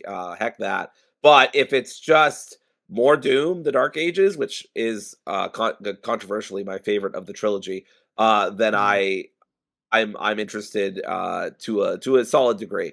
But yeah, I also have a concern that they are tripling down on inserting story because now we seem to be moving Doom Guy out of his suit, out of his helmet, and it's like looking at like I don't know a random naked man, and I'm like I don't want to see that. Why are you doing this to And, me? and Put that man back in his suit. and he's getting his name. They're gonna give him a name too. Well, he already has it. I don't need any of this. I mean, he already has the name. It's in the book, Yeah, yeah. but either way, yeah, they're making it more story heavy, and which was not great in that game. No, it's never been great. It wasn't great even when they did it very lightly in Doom Eternal in Doom 2016. And it was just downright bad in the Dark Ages. So Yeah, but we'll see.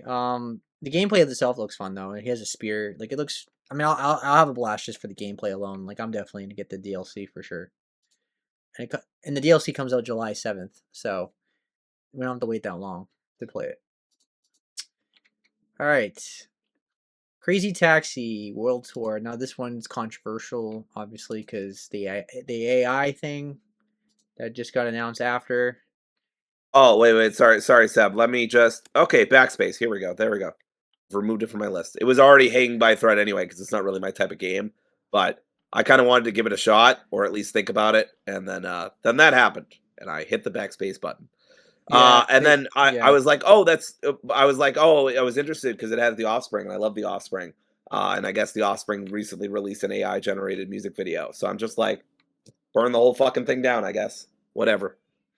yeah, but it's. I'll just talk about the game itself. I mean, it looks like Crazy Taxi. You gotta know what you're getting into. It's a crazy driving game.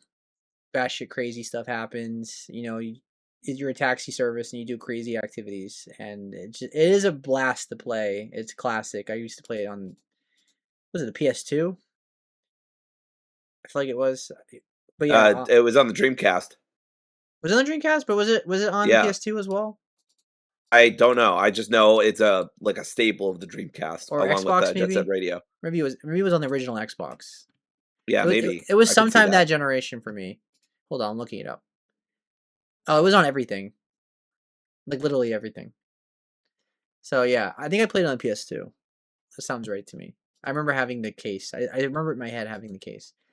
But yeah, it's unfortunate about the AI thing. Yeah. Now I wasn't already like day one or anything like that anyway, Yeah. so I'm not like punching the sky, you know. I am. I like punching the sky. I also like yelling at clouds. It's just a nice hobby to have, really. All right, I do want to clarify too. I said yesterday that Capcom has generally stayed away from AI, and I forgot about that fucking DLSS bullshit. So I do retract that a little bit. But that is also kind of slightly different from the conversation right now because that's more on Nvidia's side. But and also it felt like that was a Capcom Nvidia communication issue. But regardless, yeah, I mean, look, the trailer itself looked really cool. I loved Offspring, despite their dumbass use of AI. And it looked really cool. But yeah, now I have no interest. So and honestly, I don't lose anything. There are so many games that are coming out. My wish list is bigger than ever, and so many games don't use any AI generated nonsense. So I'm not really worried about losing Crazy Taxi personally. no worries. All right, they showed a 25th anniversary Xbox that looked pretty cool, but obviously I'm not gonna get that. Yeah, it I looked don't really think cool, looked awesome, gave me big nostalgia vibes, never touching it, never buying it, not even gonna look at it through a window. it was cool that everybody in the audience got a free one. That was cool. Yeah, that is pretty neat. I heard about that. Yep. And then Age of Empires 4, we don't play that, so we could skip that. Minecraft Dungeons 2, very interested in that. I really enjoyed the first one. I like RPGs, and if they make it better in terms of like the content, it can be really good. And I just enjoy the gameplay loop of fighting, going in a dungeon, fighting a bunch of monsters, getting loot, and then progressing and building your character up. So very interested in this. Fortunately for me, it's the release date, September 29th. Just too close to everything else. So this is not a day one. This is a going to play it probably in December, November kind of time. Like it's just gotta wait because there's too many games coming out. But I am very, very interested in this. I will play this at some point, and this is gonna be a perfect handheld game, just like the first game, which I've also been replaying this year. All right, magicians, the magician. Okay, magician, the devil's deal, which I feel like is a new It is IP. definitely new.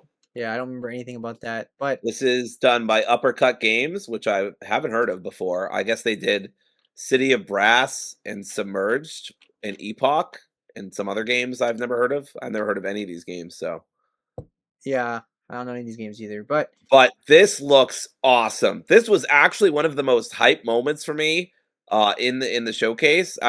Number one is actually coming up in a little bit, but this was up there in my top five like most hype moments. This looks so cool. How come no one's done this before? This is like one of those video games where you see the trailer and you're like, why has no one done that? Like so basically you're a magician and it's a first person shooter. Boom.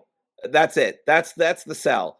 And you're fighting the devil. Like I'm sold. I'm immediately there day yeah, one. I'm very interested. Like it sounds amazing. It looks great. I'm a huge FPS fan.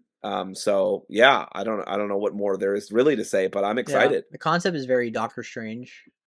Especially with the way Yes. you can like twist the world and like go upside down and go on the ceiling, that kind of thing. That's Yeah, cool. But for sure. I was also getting like Bioshock Infinite vibes, the way it's stylized. For sure. Yep. Like that was my first thought, like Liza P, Bioshock kind of like look to it. But yeah, this game looks like a blast. I am probably day one. Like that, this game really really impressed me. Like I love everything about it, and I've yeah, it this is probably the biggest surprise of the show. Because like Yeah. as good as the show was, most of the games I already knew were coming out. And so I had no idea about this game, and yeah, this looks fantastic. Yeah. I Looks really cool. I'm definitely day one uh for it. Yeah. All right. The next game is Valor Mortis, which I've already had my eyes on. We talked about this game several times now. It's a first-person Souls game in like Napoleon times. And the only thing that hurts it for me is the release date. It comes out September 24th, Jesus Christ. which is the same day as Silent Hill, Control, and something else. I have to pull it up. But anyway, it's just around too many games. Someone's got to move, Yeah. honestly. This is becoming a higher. I know yesterday I said this was a high stakes game of chicken. This is getting higher and higher stakes of chicken. So it's Yeah. getting wild out there. Because, like, did he post it on? No, yeah. Oh, Hot Wheels. Hot Wheels comes out that day too. And so Silent Hill, Control, Hot Wheels, and then Onimusha comes out the next day. That's 3 games. There's like 3 out of 4 games that I'm super, super hyped for. And that's frustrating. And then, but like, was I day one on this game anyway? Not really. It's a wait for sale game for me. But am I gonna get play it? Absolutely. Very, very interested in it. It looks great. I love it. I like the aesthetic about it. I like the concept. First person Souls game sounds very interesting. I've always been interested in it. What about you?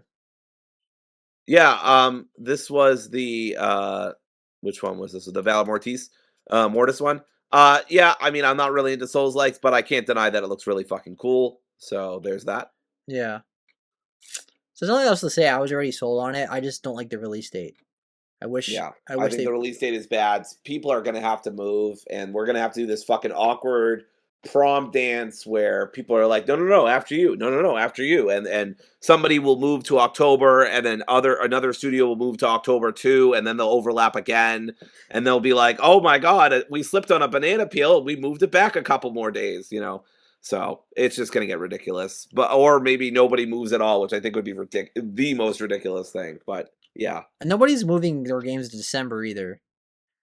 I feel like people are It's just. either late August alongside Plague Tale, or and that would be moving it backwards, or like early September, or I think the better thing to do, the best thing to do, is early or mid October. I think everybody's doing this because they don't want to be anywhere near a GTA, but October is its own distinct month. Have we forgotten that it has 31 motherfucking days? I don't understand what the hell is going on here. So Yeah. All right, we can skip Play Simulator. We can skip yep, Elder Scrolls Online. We can yep, skip Where Winds Meet, yep. and we'll talk about Castlevania Belmont's Curse, which I'm very hyped for. It comes out October 15th. And Castlevania, I'm so glad it's back. I'm glad Konami's finally getting their head out of their ass, bringing Silent Hill back, Metal Gear Solid back, and Castlevania back.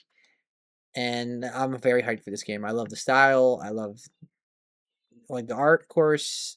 The gameplay looks like a blast. It's coming to everything, and it has a female protagonist now, which is the new thing. So, any interest in this one?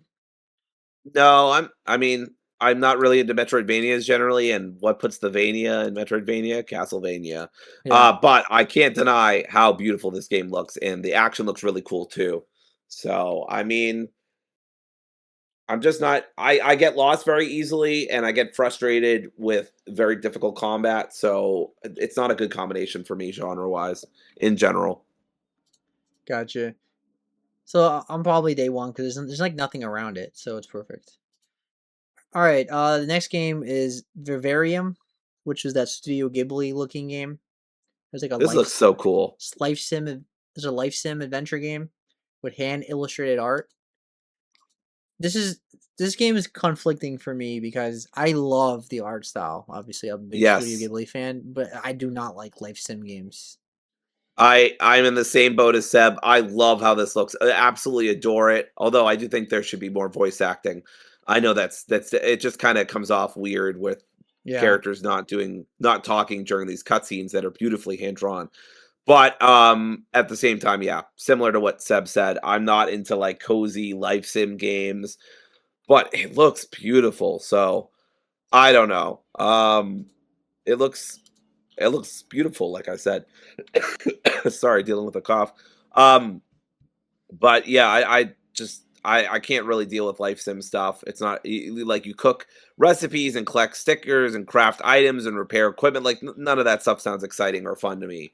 So it's just not what I play video games for. Right. So sadly, it's a miss for me. Yeah. And it comes out next year. So if anyone's interested in these kind of games, there you go. All right. The next thing was Persona 6 getting a teaser. Very hyped, of course. Expected. It got leaked already in terms of like what the character looks like, and they were doing takedowns. Sega was taking down people, copyright, and all that. But yeah, we finally got revealed. Persona 6 is in the works, and it's being worked on, and it's gonna be another 3 years until we see some gameplay, probably. Yeah, Um, I'm not. That's the only thing that kind of ruins it for me is that yeah, it's gonna be a long time since until we see this game, but it gives you plenty of time to play 3, 4, and 5. And you already played 3, so it gives you time to do 4 and 5. correct. I mean, I know we're going fast, but it's like, what is there really to say? I'm There's already. nothing to say. They I'm, didn't show anything. It's funny because one of our friends said that they heard, not that they said this, but they heard somebody online say that P6 carried the showcase. I was like, bro, this fucking trailer couldn't goddamn lift a feather. So, like, I don't know what we're talking about here. This was a nothing trailer. I am excited. Don't get me wrong. I love Refantasio. I love 3. I'm sure I'll love 4 and 5 when I eventually play them.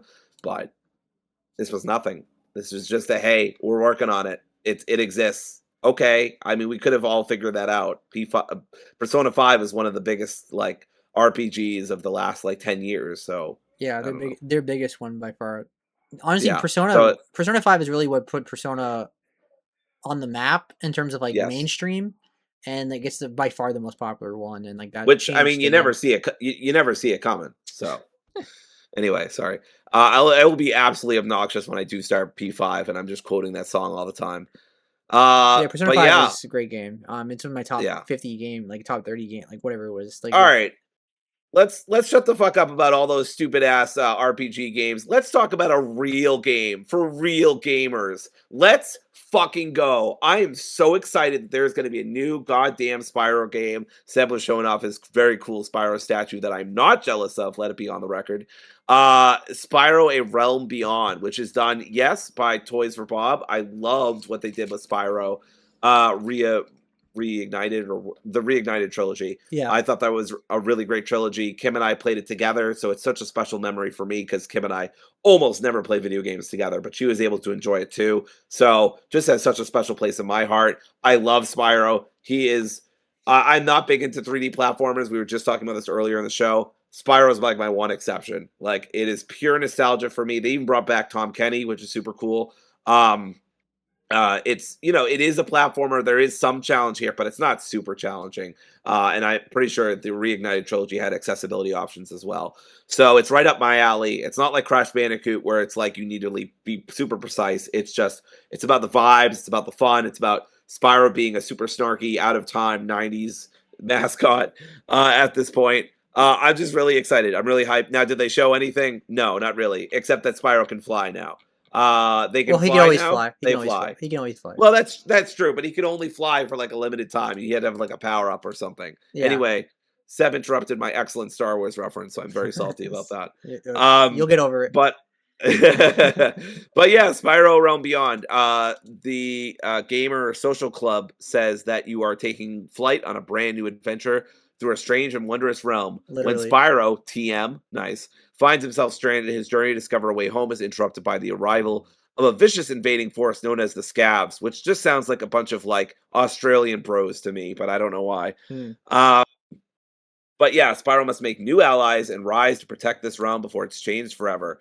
You can feel the freedom of flight as you soar above vibrant landscapes, weave between treetops, dive off massive landmarks, and wing your way through this new realm in Spyro TM, boldest evolution yet. So yeah, I mean it's Toys for Bob, it's Spyro. I don't know. There's actually probably not a lot to say here, but I'm just so excited. Yeah, so Spyro is very special to me. Growing up, I've always had a love for dragons, and I still love dragons. I got it always appealed to me. Like growing up in the '90s, I had Spyro and I had Figment, which is like the Epcot purple dragon, and they're very similar. And Spyro was like my favorite mascot in the 90s. And I grew up with all the mascots. I played all of them: Croc and Yep, same. Rayman and Conker and Banjo Kazooie and so on and so forth. Yep. Spyro was always the most special to me. I had a lot of memories of playing Spyro 1 and Spyro 2. I like the second one the best, personally. Ripto's, was it Ripto's Rage? I think that was Yeah, it. That was my favorite one. And so good. I beat the first game this year again on the Reignited trilogy. I'm gonna play the second one at some point. And I definitely will Yeah. now because to get me ready for the this game. Sure, But yeah, of course. I mean, what is there to say? I'm very excited for this. Like this is day beyond day one for me. Like this is Yeah, very this is special to day me. this is like I'm gonna start calling these games day zero. Like Yeah, if there's some way to like get early access, I would be tempted. I probably wouldn't because I don't like early access stuff. yeah, Not early access, you know what I mean, pre-order bonus and yeah, get it a day early. I don't like that shit. Personally, everyone can do what they want with their own money, yeah. but it's not a huge deal. But anyway, I'm just saying, I'm like day zero on this. I'm very Yeah, much there. Toys for Bob clarified in an interview. They've done a couple of interviews, I think, already where it's pretty much the Spyro formula. Just Spyro can fly now. The world is much bigger, obviously, but it's a lot of exploration and movement and platforming and action. So I'm so hyped. I yelled when this came on yeah, screen. We'd already heard about the rumors, but actually seeing it and seeing Toys for Bob not disbanded and it pretty much gone independent. I think with some funding from Xbox or something. yeah, Um, and they're not stuck in fucking Call of Duty hell anymore. So that's good.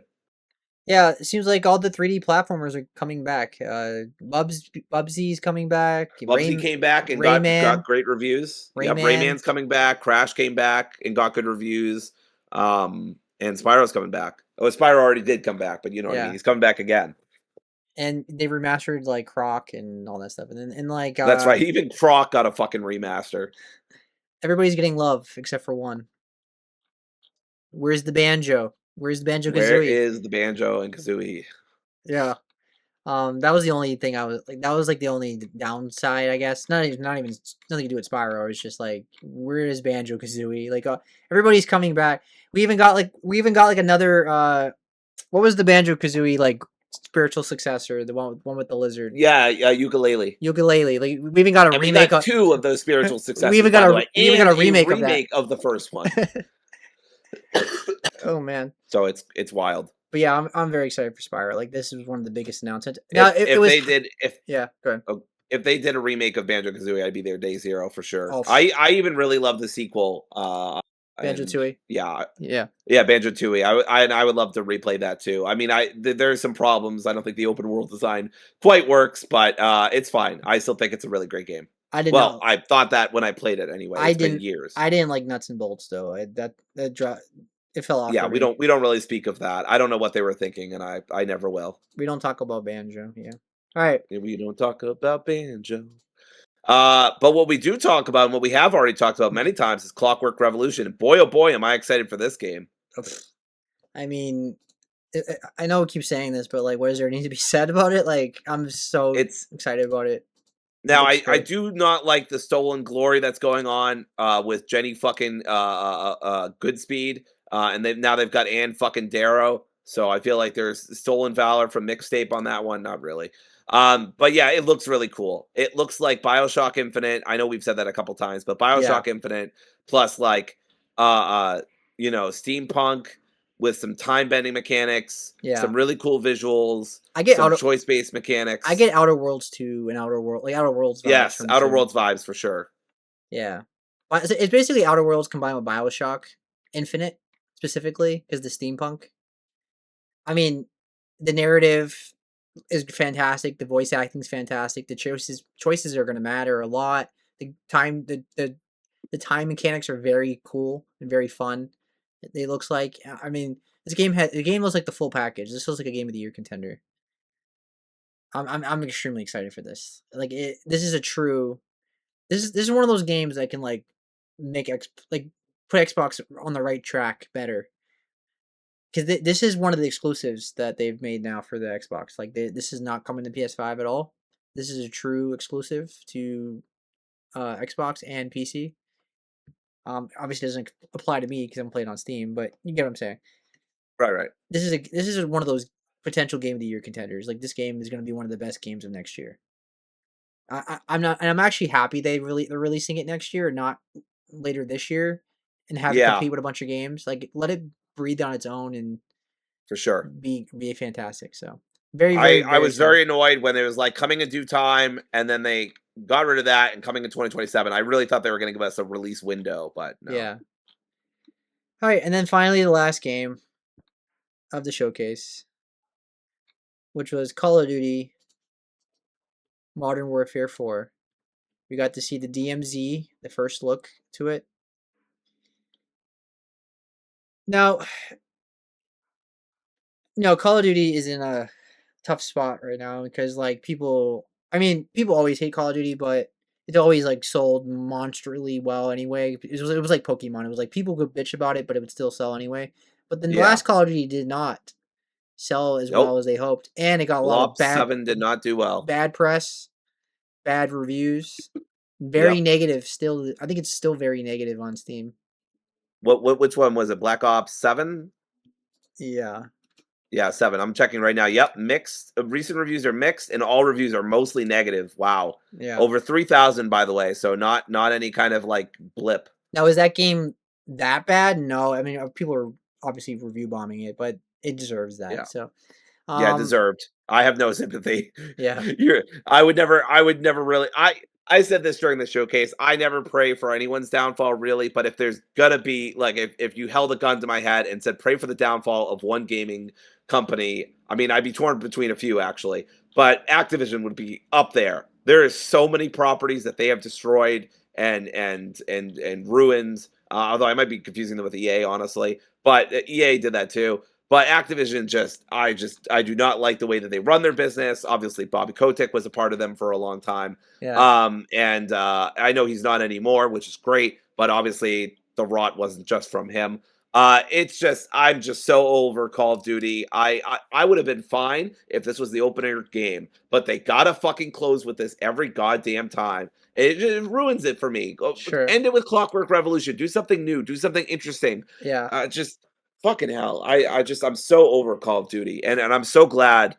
Again, I almost am never like this. I'm not a very petty person, I feel like.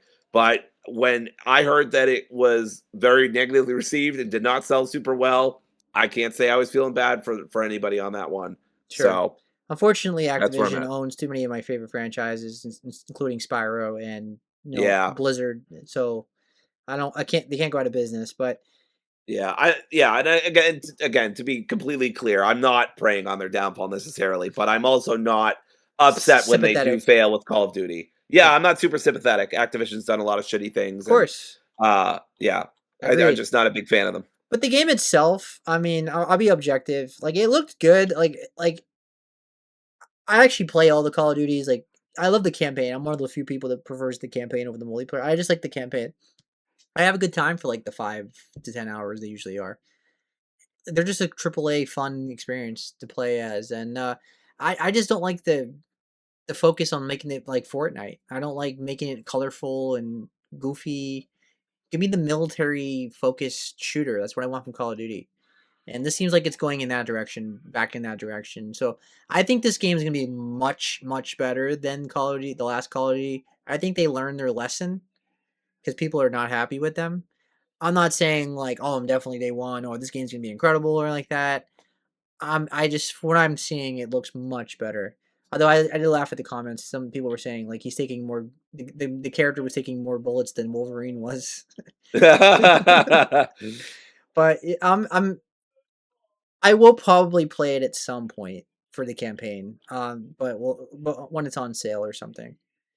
But really though, if this game doesn't sell well again, or at least it will sell well, but not like on the level they expect, it might be time for the franchise to take a hiatus a little bit, just to like reflect and focus on a quality game rather than pumping them out every year. That probably won't happen, but I would honestly, Seb, I think a hiatus would be good. I don't know. What do you think? 45 years? That'd be pretty good. I think I'll be dead by then, so they yeah, can come back then. I think it worked for Assassin's Creed to an It extent. did. It did. So And again, I'm being very satirical just because I don't care about Call of Duty, but I'm yeah. not that fucking pressed about it. I don't care. When Call of Duty comes out, I play something else. Similar to I know this is gonna upset Seb, but similar when GTA 6 comes out, I'll just play something I else. won't I upset don't me. really give a shit. I don't really give a shit. What It do you play? doesn't it doesn't impact me. I don't really give a shit. I hate how much. I guess what I don't like here is how much ad space Call of Duty takes up for the quality No, that I it's agree with that. delivering. Yeah, If this was a quality game on a lot of levels and wasn't like backed by Activision and just involving some of the worst shit in the gaming industry, I think I'd be a lot less negative. But it also just feels hackneyed and unoriginal at this point to keep ending with Call of Duty every time. Again, I have no problem with them opening the show. I think that's a prestigious position to be in. But they've always closed, yeah, not always, but like at least the last two showcase, literally the last one was Blop 7, which I'm always going to call it Blop 7. Yeah, I don't know. I've ranted about this enough. So I'm not pressed about it, but it doesn't impress me. yeah, Yeah, I just wish they would have finished with something else. yeah. It looks like it's going in a good direction, but I agree that I would not have closed the show with this. This feels like something you should just throw in the middle and make it shorter than it was.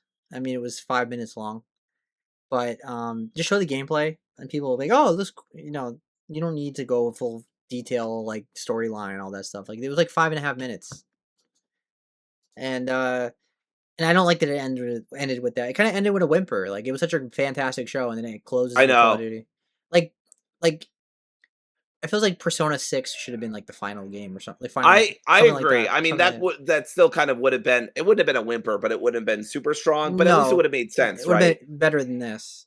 Or Yeah, I or agree. I agree. yeah, or close with Spyro. I mean, I guess Spyro's not massive, but still, like I don't know where Blade is. Like, are they waiting for Blade to be a game awards or something? But that you could have closed with like Blade or something. Like a little another tease of that. Like Call of Duty just kind of is a whimper. But in the grand scheme of things, these showcases don't really matter, and people are very excited. Like the reaction to the showcase has been universally acclaimed. People are very excited. Uh, but that's the thing with Xbox though. I won't go on a major tangent, but the thing with Xbox is like they've had fantastic showcases for what several years now, right in a row. Yeah, They've been it's the really best every strong. year, but they keep stepping on rakes and shooting themselves in the foot, so it never makes a dent. And even with this showcase, and I know I'm gonna sound anti Xbox, but I am not because I'm playing all of the like most of these games, and I'm gonna play them all on Steam. And I support all the games I'm interested in. I was gonna get. I'm gonna give them full price, all my money. Like I'm gonna give them like $60-$70 each game. So it's like I can say this as a consumer that buys all their games and has been on Xbox since 2001. I'm an OG Yeah, fan. I don't think the showcase is gonna move the needle that much because all these games are coming to PS5, outside Gears and Clockwork Revolution. So there's still got a long way to go and I don't even know if they can turn it around I because yeah, it's such a tough spot for Xbox to be in because they either excuse me, they either do these exclusives and make the Xbox more attractive, but it's still on PC, so you could just get a PC and not worry about the Xbox, which is what I'll be doing. Or they go completely in Xbox exclusive direction, which would just alienate a huge portion of their audience that they've already set up. Or they put it everywhere and then they just get outdone by PS5 and PC.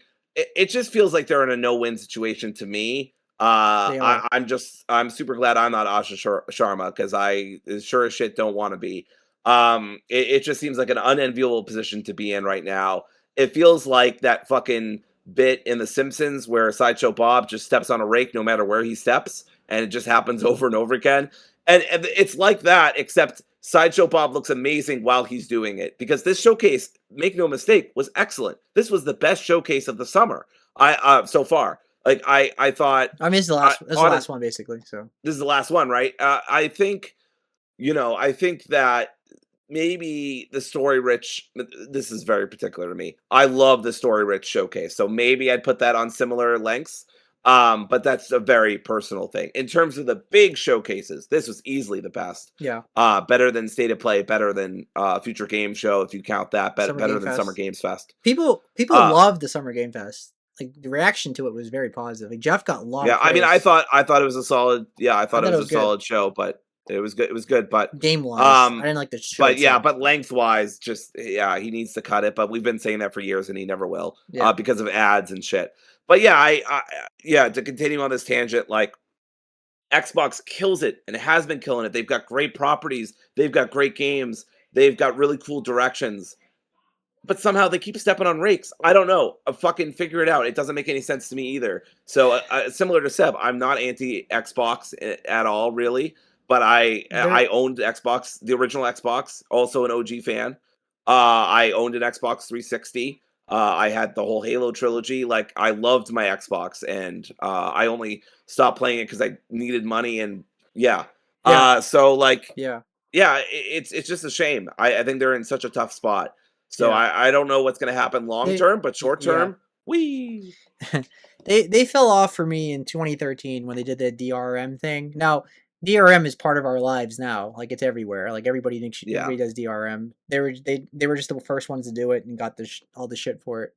right. But it wasn't even just that. They're focused on all the TV and like making it like a multimedia box and not a video game box was a big mistake. And then everybody, that was the biggest generation to lose because that's when everybody established their digital collection and everybody started playing games more digital at that time. Everybody started building their trophy list and their achievements, things like that. So that was not the generation to lose, and people have stayed on PlayStation ever since. PlayStation has destroyed them. I mean, it hasn't even been a competition. They've annihilated them Yeah, for the last 13 years, sales wise. PlayStation has a lot of issues, anti-consumer. We can get into all that too, but sure. the, And the live service yeah, bullshit but and all the that. point is, they're in a tough spot. Xbox. I don't know where you go because it's like as you said, Dory. There's no great direction for them to go that's going to be very positive because like if you go multi-platform, you basically destroy your console because no one's going to buy the Xbox when you can play it on PlayStation 5, which is more popular. If they put it on Yep. Switch 2, is more popular. Put it on PC, obviously more popular. And then it's like, where do you grow your Game Pass? Because Xbox gamers are a small audience compared to everybody else, like 30 million, 35 million, or whatever it is. Right. PC, like people like me, strongly prefer Steam. Like Steam is just, it's not a monopoly, but like PC gamers just strongly prefer Steam. They're not going to support PC Game Pass. It just hasn't grown like they expected. Because I think a lot of these companies expected streaming to take off like it more than it's Like it had. did for Netflix 10 years ago. Yeah, but it hasn't. Like Disney Plus and all those streaming services have not been as successful as they were thinking. Because during COVID, it ballooned, right? Remember COVID and like Right. everything Right. streaming was everywhere. Game Pass Everybody is took not the growing. wrong fucking lesson. Like, I don't Yeah, know, CEOs just saw the money go up and they're like, "Oh, well, then we gotta reinvest billions into it." But it was never sustainable. People were always working on vaccines and a way to undo that living nobody wanted to live like that. Like, even the most introverted people, a lot of them were like, yeah, "Well, I'm fucking suffering," and I was yeah, one of them. So, like, yeah, I don't know, CEOs live in their own fucking world, and yeah. they're like, "Oh, money signs, like, we can make a bunch of money," but it wasn't sustainable. Right. That's why so many studios have been closed, or cuts have been made, or games have been canceled. Yeah, It's just bad. It's bad, and it's consolidation, like you've yeah. said. It's bad for the industry. Right, It's bad for the consumer. It's just bad. right. And then I don't know where Game Pass grows. I just like I always said that I don't know how Game Pass Yeah, grows. But anyway, I don't know the either. the main thing is though is where do they go from here? Because like they're stuck in a corner because if they put all their games multi-platform, it's gonna ruin the console, which it already did. The console is not Yeah, sold well. Plus the chip shortage and all the RAM apocalypse has made no one's gonna buy an Xbox, especially right now, right? And then the new Xbox comes out. Like, are people gonna spend $1,200 on a new Xbox? And it's like it's a tough time for them. Like like Asha, she's in the eye of like the heart of the storm right now. Like, and I'm not sure they can survive.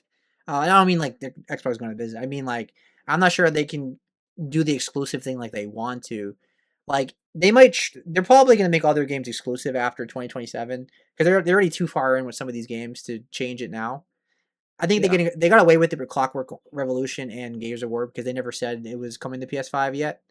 Fable and all those games were already said PS5, so they couldn't change that. But after that, they're gonna put their games exclusive. But is that gonna make people buy an Xbox? I I I Xena, quiet. I don't Sorry. I just don't think so. Like I don't know if a console exclusive is gonna make people buy an Xbox. The concept of an exclusive makes sense that people you have exclusive games, people are gonna buy your console. But are people gonna buy an Xbox for those games? You have to do something drastic like put Elder Scrolls 6 exclusively on Xbox. But you're losing like 100 million gamers on PS5. It's a very tricky situation. So we're both looking at this objectively. We have no stake in this. It doesn't really matter to me at the end of the day. I'll buy all their games on Steam, and you'll play it on PC Game Pass. So either way, they're getting our money. So we're the audience that can evaluate because we have no bias in this because we have nothing to gain from this Yeah, console war. I really have nothing to gain, nothing to lose. Yeah, I don't really care where Xbox goes in the long. Like, obviously, I don't want them to shut down or anything. I think that'd be terrible for the industry. There, yeah, but at the same time, I mean, ultimately, it doesn't affect me that much. I think right, some of these studios are better off without Xbox. And then the same thing for Sony. By the way, I'm not picking sides or whatever. I mean, as exactly. if there even is a side. Sony's Yeah, dominating. But yeah, I think it's very telling that this is like the most Xbox discussion ever, I think, that you can have in 2026. Fantastic showcase. Oh my god, there's so much wrong with Xbox. It's like right in front of the stage, the presenter is like, look at all this amazing stuff. And then behind you're like, is that do I smell smoke? Is that fire back? No, no, no. Everything's fine. Everything's fine. Look at our amazing yeah, products right here. right. So So we don't mean to get negative, but you have to mention that because it has been a theme with Xbox recently. It's like great showcase, but then they step on a rake or something, and it's just not yeah, making a dent in anything. But yeah, but I think it's enough for a tangent. Overall, we, sure. we both think it was a fantastic show. It's like a It was excellent. 9.5. I don't know No, 9. 9, not yeah, if it wasn't for that Call of Duty, honestly, I Yeah, would it would have been say easy 9.5 or even yeah, higher, it but could have been a 10 out of 10 if it wasn't for the Call of Duty thing.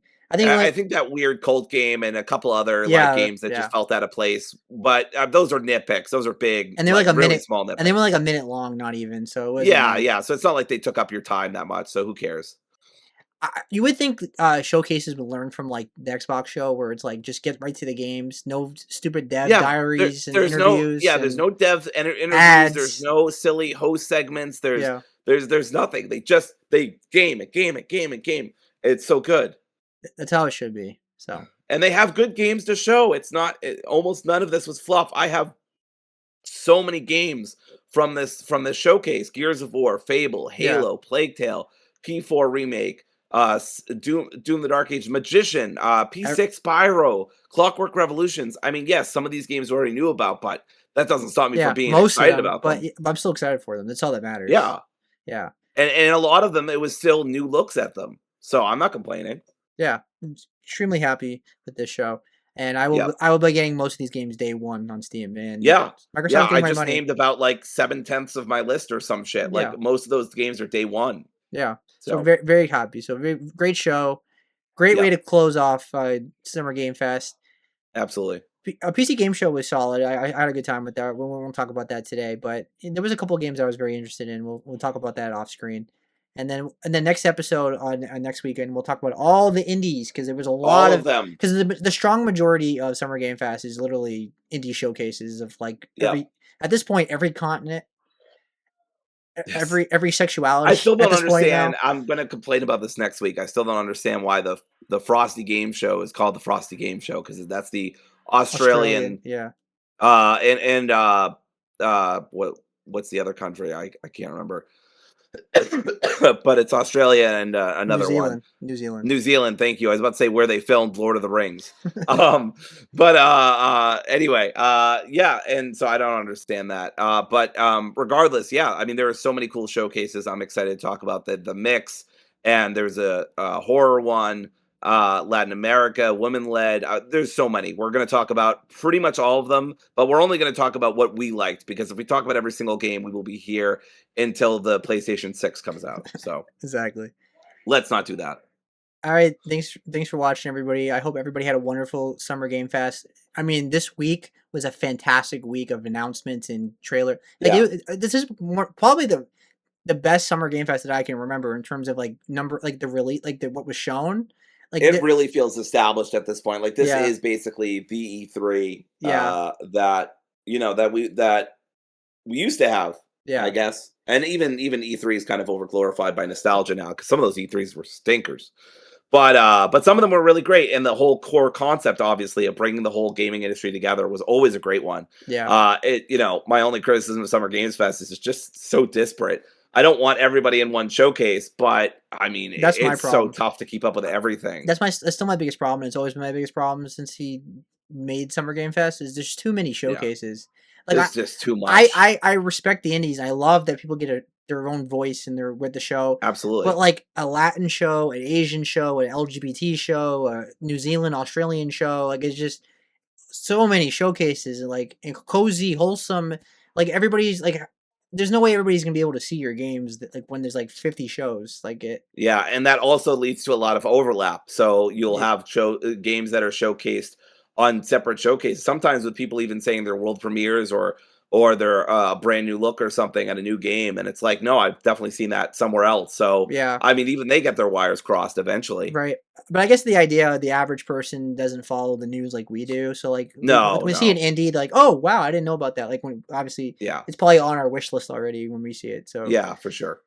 we're a hardcore Anyway, audience, but still like yeah, it needs to be a little more streamlined. Like I combine the agree. indies and more of a showcase or something. I don't know.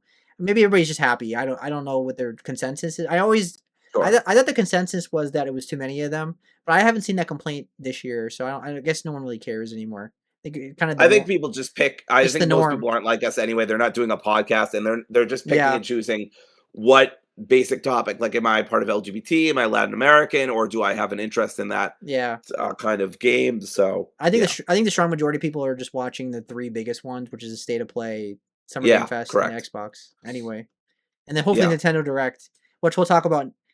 Uh, I don't know when we're gonna talk about that. If it comes Tuesday, uh, we'll have to figure it we out. might have to do Nintendo showcase and indies. Yeah. So it's gonna be a loaded show next week. So tune Yeah, in.